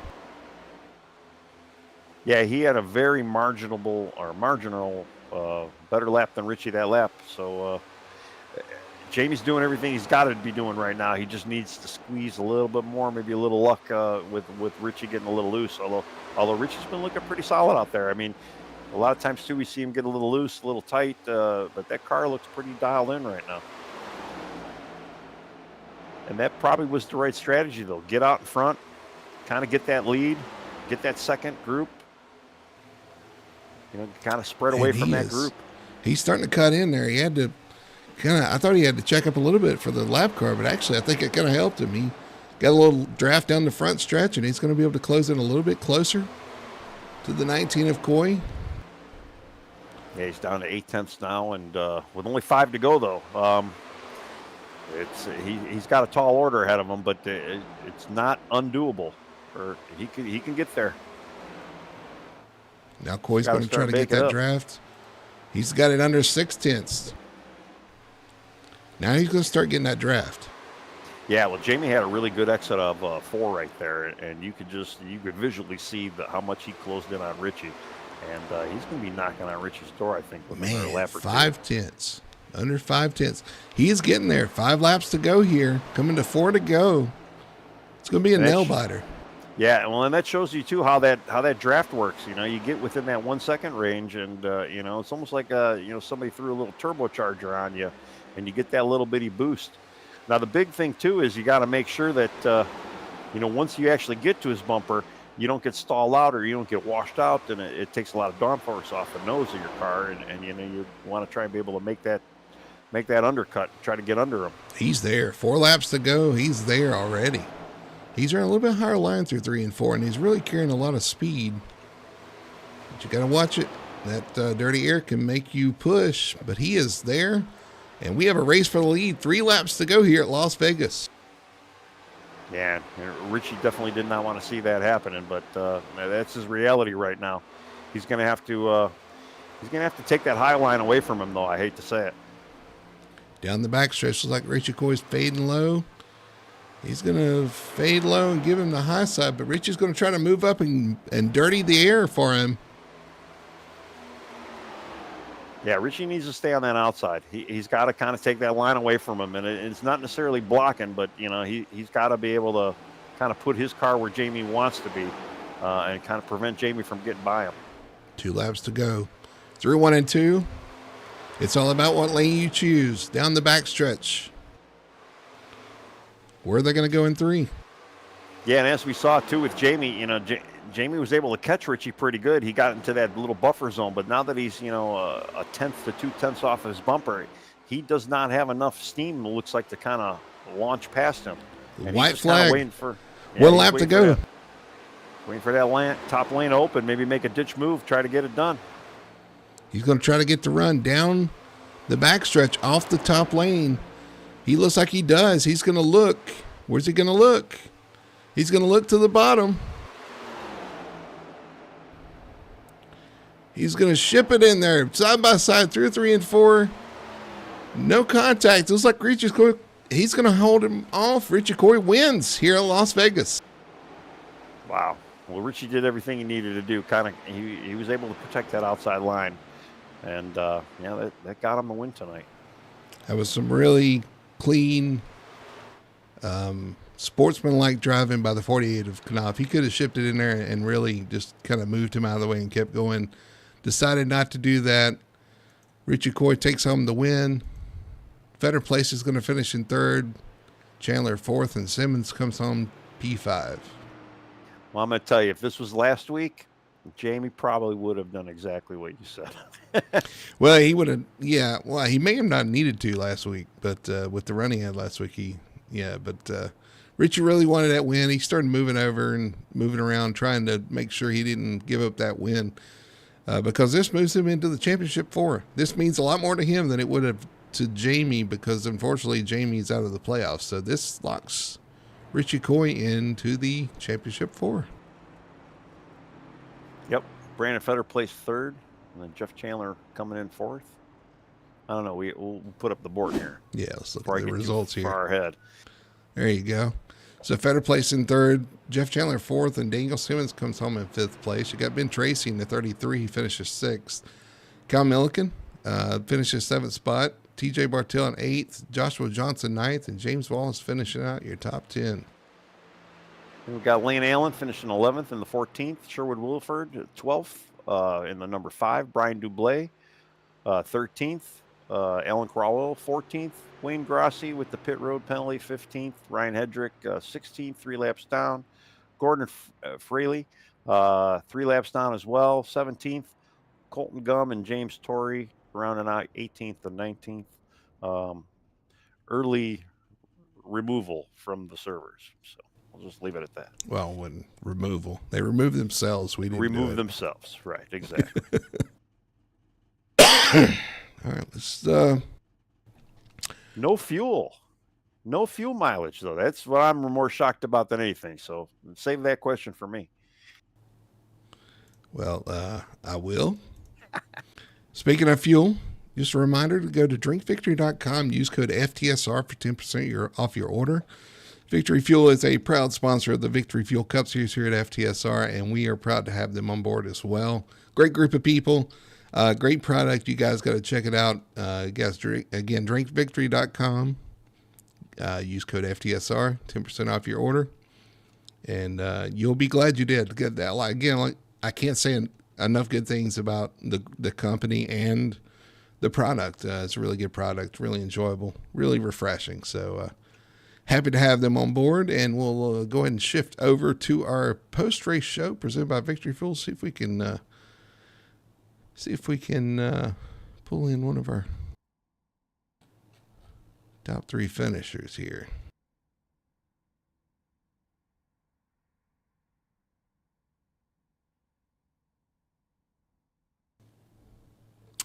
And he just popped in now. So if we can go ahead and pull in our third place finisher tonight, the 34 Brandon Feder place. Brandon, good run tonight out there, man. You looked strong. You had that stage win, which was really impressive at last lap pass.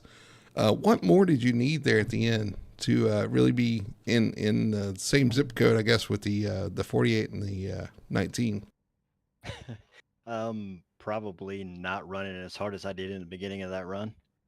I was so focused on catching Jeff there. I believe that was Jeff. That I didn't really save any tires, so I was just trying to hurry up, get to him, and then I thought I could kind of ride there for a little bit, but it really didn't work out that way. So, in hindsight, I probably would have just kind of waited, like I think Richie did, and then made the charge there at the end. Yeah, you again, you put on a pretty good clink there at the end in the stage, able to make that last lap pass. Very, very exciting. And you and Jeff had a good battle there at the end. You obviously had a really good car, but what you talked about the things you could have done differently there, but I know from a pit stop standpoint, you guys were about, pretty close to even there. But your car seemed to be really good in the middle of the run. And that really played out. It looks like it played really well in the stage. Oh yeah. I had ran a couple of races here at Vegas, so I knew kind of where the car would go throughout the run. And even in the other races, I seemed to be a little bit stronger in the mid to late run. But at this point, I felt like, I got the stage win. I lucked out. I kind of made some moves, and I seemed to have not been as loose as everyone else. Made that pass for the stage win, so I got a little confident, and I thought, I'm going to go ahead and charge forward. So, it's hard as a race. It's hard as a racer not to just want to go out there and run hard. I know, because I'm the same way. Yeah, I was just so ready to go. I'm like, you know what? We got a fast race car. I knew it was fast. I knew that we had some pace, and I just wanted to give it everything I had. But unfortunately, I think it was a little bit too early this time. Well, we talked about fuel a lot tonight, and I'm just curious, was fuel ever a concern on your end at all? Making this, how tight were you towards the end of the run there? It should have been on everyone's mind because we were close. We were really close. We were actually saving. Um, I mean, obviously, I can't speak for everyone else, but I assume on their pace that they were saving like I was at the beginning of that last run there. Because we were teetering on the being too short. So in the beginning of the last stage, or yeah, the last stage there, I was kind of taking it easy. Because of that fact. And I noticed that everyone behind me was kind of staying right behind me, and they weren't really kind of trying to pass me, and they weren't trying to, you know, We kind of kind of push me. we kind of assumed that because we saw a lot of guys just kind of, it seemed like they were just kind of riding behind somebody. It's Yeah, like, you oh, I guys Yeah, were can just very pass. calm. Yeah. yeah, we were taking it really easy, and I thought it just clicked. Yep, they're all saving. I was on the radio. Hey, we're all saving. So Looks like some of you decided, like, you were like, I'm going to go lead. Okay, you go lead. That's fine. I'm going to save some fuel. Like you guys were kind of taking turns out front. It looked like so.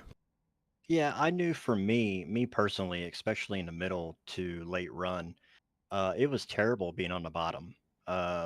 The tires were already hot and worn out by that point, and if you were caught on the bottom, I'm sure you've seen. I believe that was the first.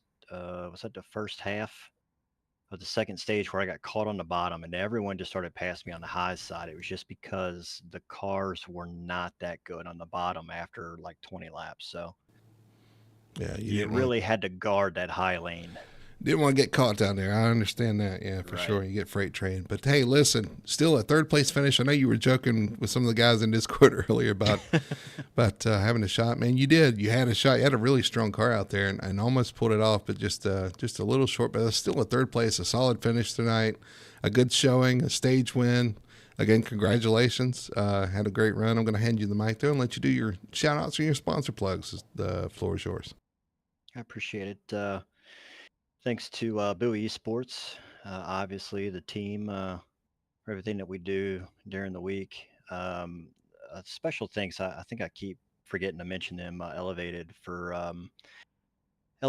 for basically helping me out a little bit. Also, we kind of we're in the same chat and kind of bounce ideas off of one another, so they're very helpful. Thank you to the broadcast. Thank you to you all for the broadcast, and I can't wait to go back and watch it. Um, Thanks to basically everyone who watched, and so I'm pretty excited to get after this again next week. Awesome. Well, Brandon, we'll see you next week as we head to where do we go next week? Homestead. California. No. Or no, yeah, Florida. California. Close enough. Oh my goodness. So we'll see you next week at Homestead. Again, congratulations. We'll see you, Brandon. Thank you very much. All right, I knew it Brandon. was surrounded by an ocean. Oh, you got me all messed up. Brandon Feder Place finishing in P3 in the 34. Good solid run for the Liquid Death Chevrolet or Toyota. What is that? Toyota? Okay. Yeah. Yep. Yeah, he's been hanging around with the Elevated. elevated crew. So yeah. Awesome. So good run for him. We'll bring in our second place finisher who put on a heck of a show there at the end, running down the 19, getting to his door through 3 and 4, and just a little too tight, looked like, but still a awesome finish and a great job. But Jamie coming from the back to the front.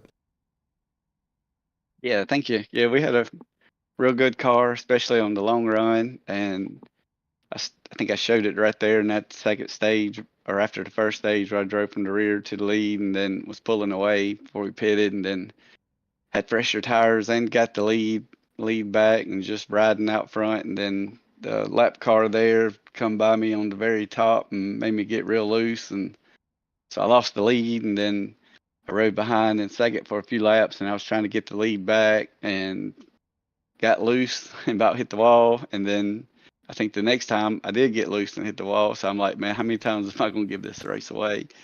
And then I was stuck in fourth, and then I had to pass Chandler there, and then the 34, and it just took too long to be able to get to Richie. Well, you definitely had an eventful night for sure. Again, coming from the back to the front and having those issues. We saw that issue you had off turn 2 and bounced off the wall. I was like, I wonder if he hurt his car. Apparently it was fine because you charged, you kind of cool your tires off and charged back to the front.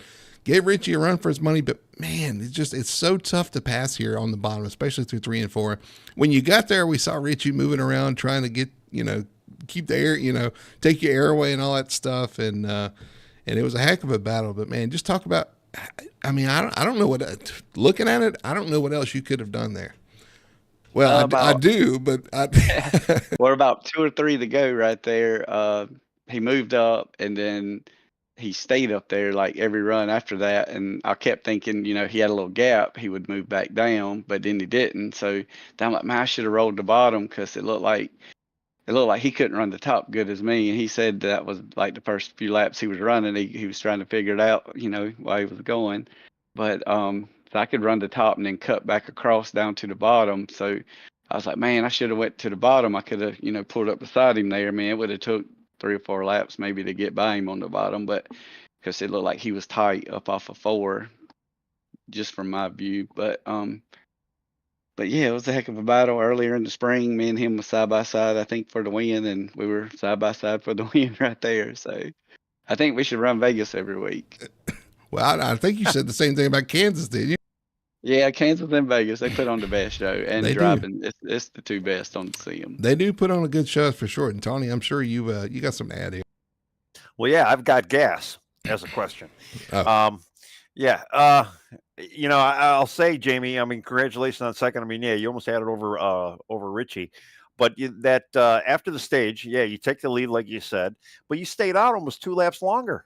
What were you doing to save that fuel? And obviously, you probably had the best fuel mileage out of everybody tonight. So I don't know, just kind of walk us through that. I had Joey Logano's restrictor plate in there this week, or carburetor. That's it. And fuel in his in his chassis or whatever.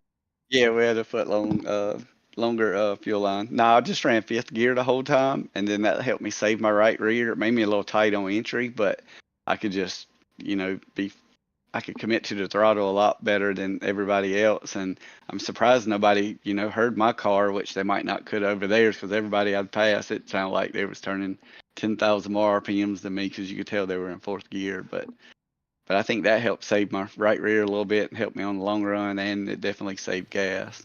That makes sense, because we hopped on board with a couple of guys and they were shifting in the corners. I'm like, man, 1, they're not saving fuel, but 2, it's got to be hard on the tires too, because like you said, all that RPM going through the tires, you're gonna rip your rear tires if you're not careful. Yeah, I think it was a good call. Good call with the gear for sure. And we were kind of surprised you were able to stretch it 2 laps farther than anybody else. So yeah, that was impressive. Good job. But anyway.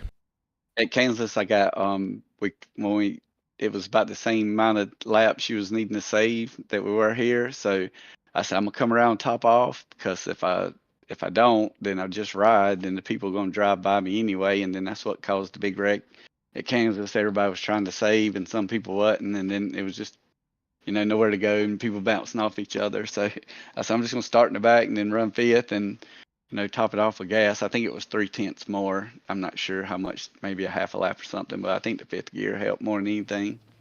Well, and I wasn't really driving hard, and I was still able to pass them. And then once I got to, I think about 4th or 5th, they started picking up the pace a little bit, and then I was able to get on by them after about 10 or 15 laps when theirs started wearing out a little more, their tires did. Well, it definitely worked out, whatever you were doing in P2. Man, you definitely made it exciting there at the end, though. Able to run down Richie there, and just lap after lap, able to make that lap time and get there, but just kind of ran out of time is really what had happened. So, unfortunately, but hey, to come on with P2, I didn't need to bounce off that wall. Yeah, all right. Yeah, there was a couple, like you said, with that, and then the lap car costing you a little bit of time. There's a lot of little things that kind of add up, but still, hey, you made it back to the front. You had a chance. It's really all you can ask for in these races. So again, congratulations on P2. I'm going to hand you the mic, though, and let you do your shout-outs and your sponsor plugs. Yeah, I'd like to thank Team Connie for the awesome setup, and Daniel and Ben. Me and Ben ran some practice laps earlier in the week, and tried to fine tune on the setup a little bit just to make it comfortable, and then because it seemed like it'd get loose after so many laps, so we wanted to see if we could try to get some of that out, but we really didn't change anything. And then it was just better like it was long run. And then thank you guys for the broadcast and the league, and I guess that's about it. All right, there's your second place finisher tonight. Jamie Knopf in the 48 making a statement here, Tony. He's no longer in the playoffs, but he's showing that he should be. Oh, for sure. And I know a lot of the competitors are kind of happy he's not in the playoffs after that run. Well, it's like you said, if he's in the playoffs, he may have played that differently there in 3 and 4. Possibly, yeah. I'm not saying that he would. He's definitely a clean guy, but you never know. Which is why I said I may not know what else he could have done there, but I do know something he could have done. But that's just not his character. So shout out to him. I know his P2 is kind of tough to take a second place finish after all that, but man, just again, we see the respect and the courtesy that these guys race with. So shout out to him. Let's bring in our winner tonight. Maybe we can talk to him. I don't know. He might be a little happy tonight. 19 Richie Coy takes home the victory tonight here at Las Vegas. Locks into the round of 4. Does everything he needs to do, but man, it was not easy, and it didn't look good there at the end. I thought you guys forgot about me down there. Yeah. And there's the 19 Richie Coy, tonight's winner. See you later. I'm just kidding. Go ahead. Thanks, everybody. But yeah, no, it was. I was just talking to Brandon down there, and I'm not physically drained. It wasn't that physical of a race, but man, mentally, it was a nightmare because you couldn't go as fast as you could at the onset of a stint, or you would lose, the back end, like the back half of the race, and you'd end up losing. So there was so much just like, all right, don't go fast, stupid. Don't go fast, stupid. And yeah, it was crazy. Then I ran out of fuel going down the pit road on the green flag pit stop. But that's fun. I knew I had to get to like lap 61, and I went one extra to 62, and then it started to stutter coming off the racetrack, and then it stuttered all the way down to my pit box. But it all worked out, and then Jamie made one heck of a run there at the end. That the lap car got me a little tight, and he picked up my draft, and what a race that was. I thought he was going to get me. Yeah, I thought when the lap car went around him too, I was like, man, I thought he checked him up, but actually he probably helped him. He got in his draft down the backstretch, was able to draft with him. So I was like, oh, okay. So yeah, he came with a charge at the end, and I noticed you had to kind of move around and try to find a way to defend whatever he was doing, because he was definitely finding some speed on that high line.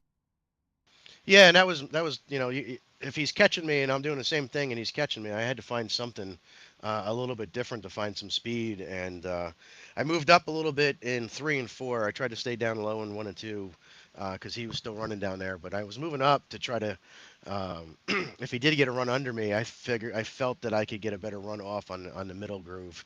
And it worked on the last lap when he got under me. But what a race. What a race. Yeah, it definitely was. What a finish, too. It was a lot of fun to watch. Tony, I'm sure you're dying to ask. I think Tony said he's got some gastrointestinal issues. Yeah. I've got bad gas questions. Yeah. But no, congratulations on the win. Well deserved. And really, it's not necessarily a gas question because you already said you ran out, and I'm assuming you were pretty tight towards the end of the finish there.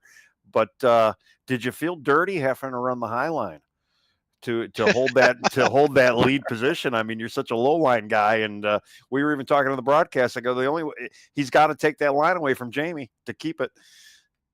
So I had 2 laps to the good. That running at 1 extra lap gave me 2 laps to the good at the end. And dude, I prefer the bottom, but I'll run the top if I need. I don't like the very, very, very top because I tend to hit the wall like other people on my team that I know of.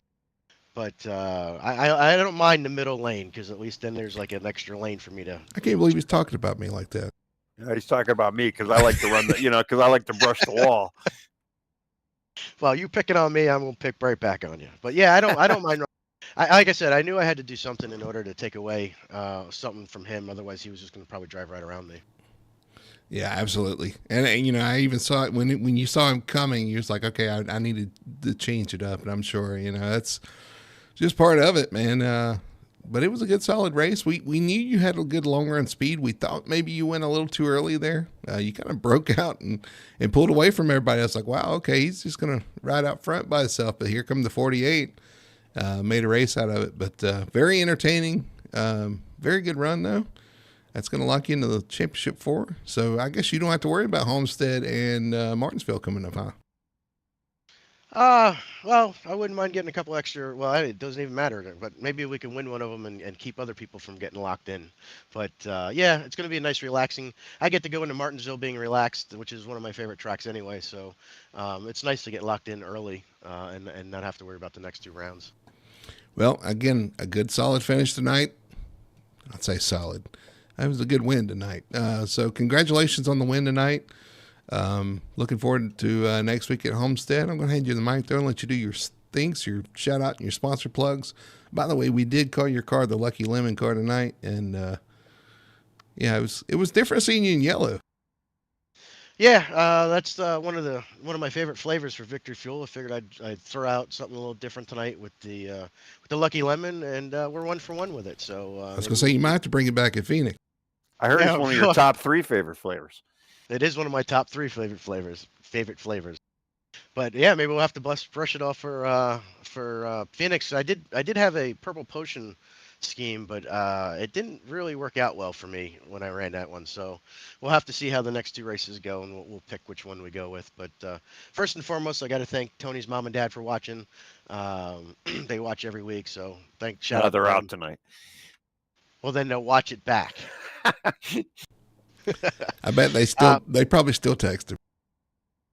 I got to thank Victory Fuel for being on board. Phoenix PCs, Victory Fuel code drinkvictory.com code FTSR. Phoenix PCs, phoenixpcs.com. That's you can look at you can look at it at the graphics, but you get 2% off there. Thanks to my team, Fury Motorsports. We had a great showing tonight. The whole team finished in the top 1. So that was good.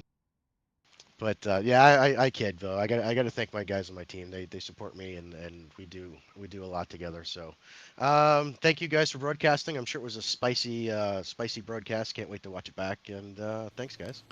Yeah, we had fun. We hope you had fun too. Congratulations, P1. And you couldn't ask for much more than that. We'll see you next week at Homestead. Night guys. Winner tonight, the 19 Richie Coy, the Lucky Lemon Ford. I almost said Ford Fusion. What year am I in? Ford Mustang Dark Horse. Yep. All right. We're still on the Dark Horse. Yeah, in the dark ages. Anyway, hey, it was a great race tonight, Tony. I didn't know how it was going to play. I thought there were about 10 to go. I was like, man, this is going to be a boring finish. The 48 was able to run him down, make a race out of it, and took a chance there at the end. Just couldn't quite get the position, but man, it was very exciting. A lot of fuel mileage racing, and no wrecks, no cautions, except for the stage. It was a pretty straightforward race tonight. Yeah, I mean, for the most part, yeah, the top 6 kind of kept us entertained through the entire race. Not saying the rest of the guys in the field didn't kind of keep us entertained, but the top 6 all night, we had a couple groups fighting for it, but we had the usual players. I mean, Brandon, Jamie, Jeff, Richie, those 4 guys were kind of up front most of the race, and yeah, Richie got it done tonight, and that little boost, if Jamie had maybe a lap or 2 or was able to kind of get to Richie's bumper just a little bit sooner, he might have had something for him there towards the end. But yeah, he did put on a hell of a finish towards those last few laps. Well, next week we head off to Homestead Miami Speedway. We had a lot of multi-groove racing tonight. We're going to have the same thing next week at Homestead. Looking forward to it. It's going to be a lot of fun heading down to Miami. We'll see who can get it done next week. But for Tony Solari and everybody at Full Throttle Television, my name's Freddie Hanna. Thanks for watching tonight. I hope you enjoyed it. We'll see you next Monday from Homestead, Miami.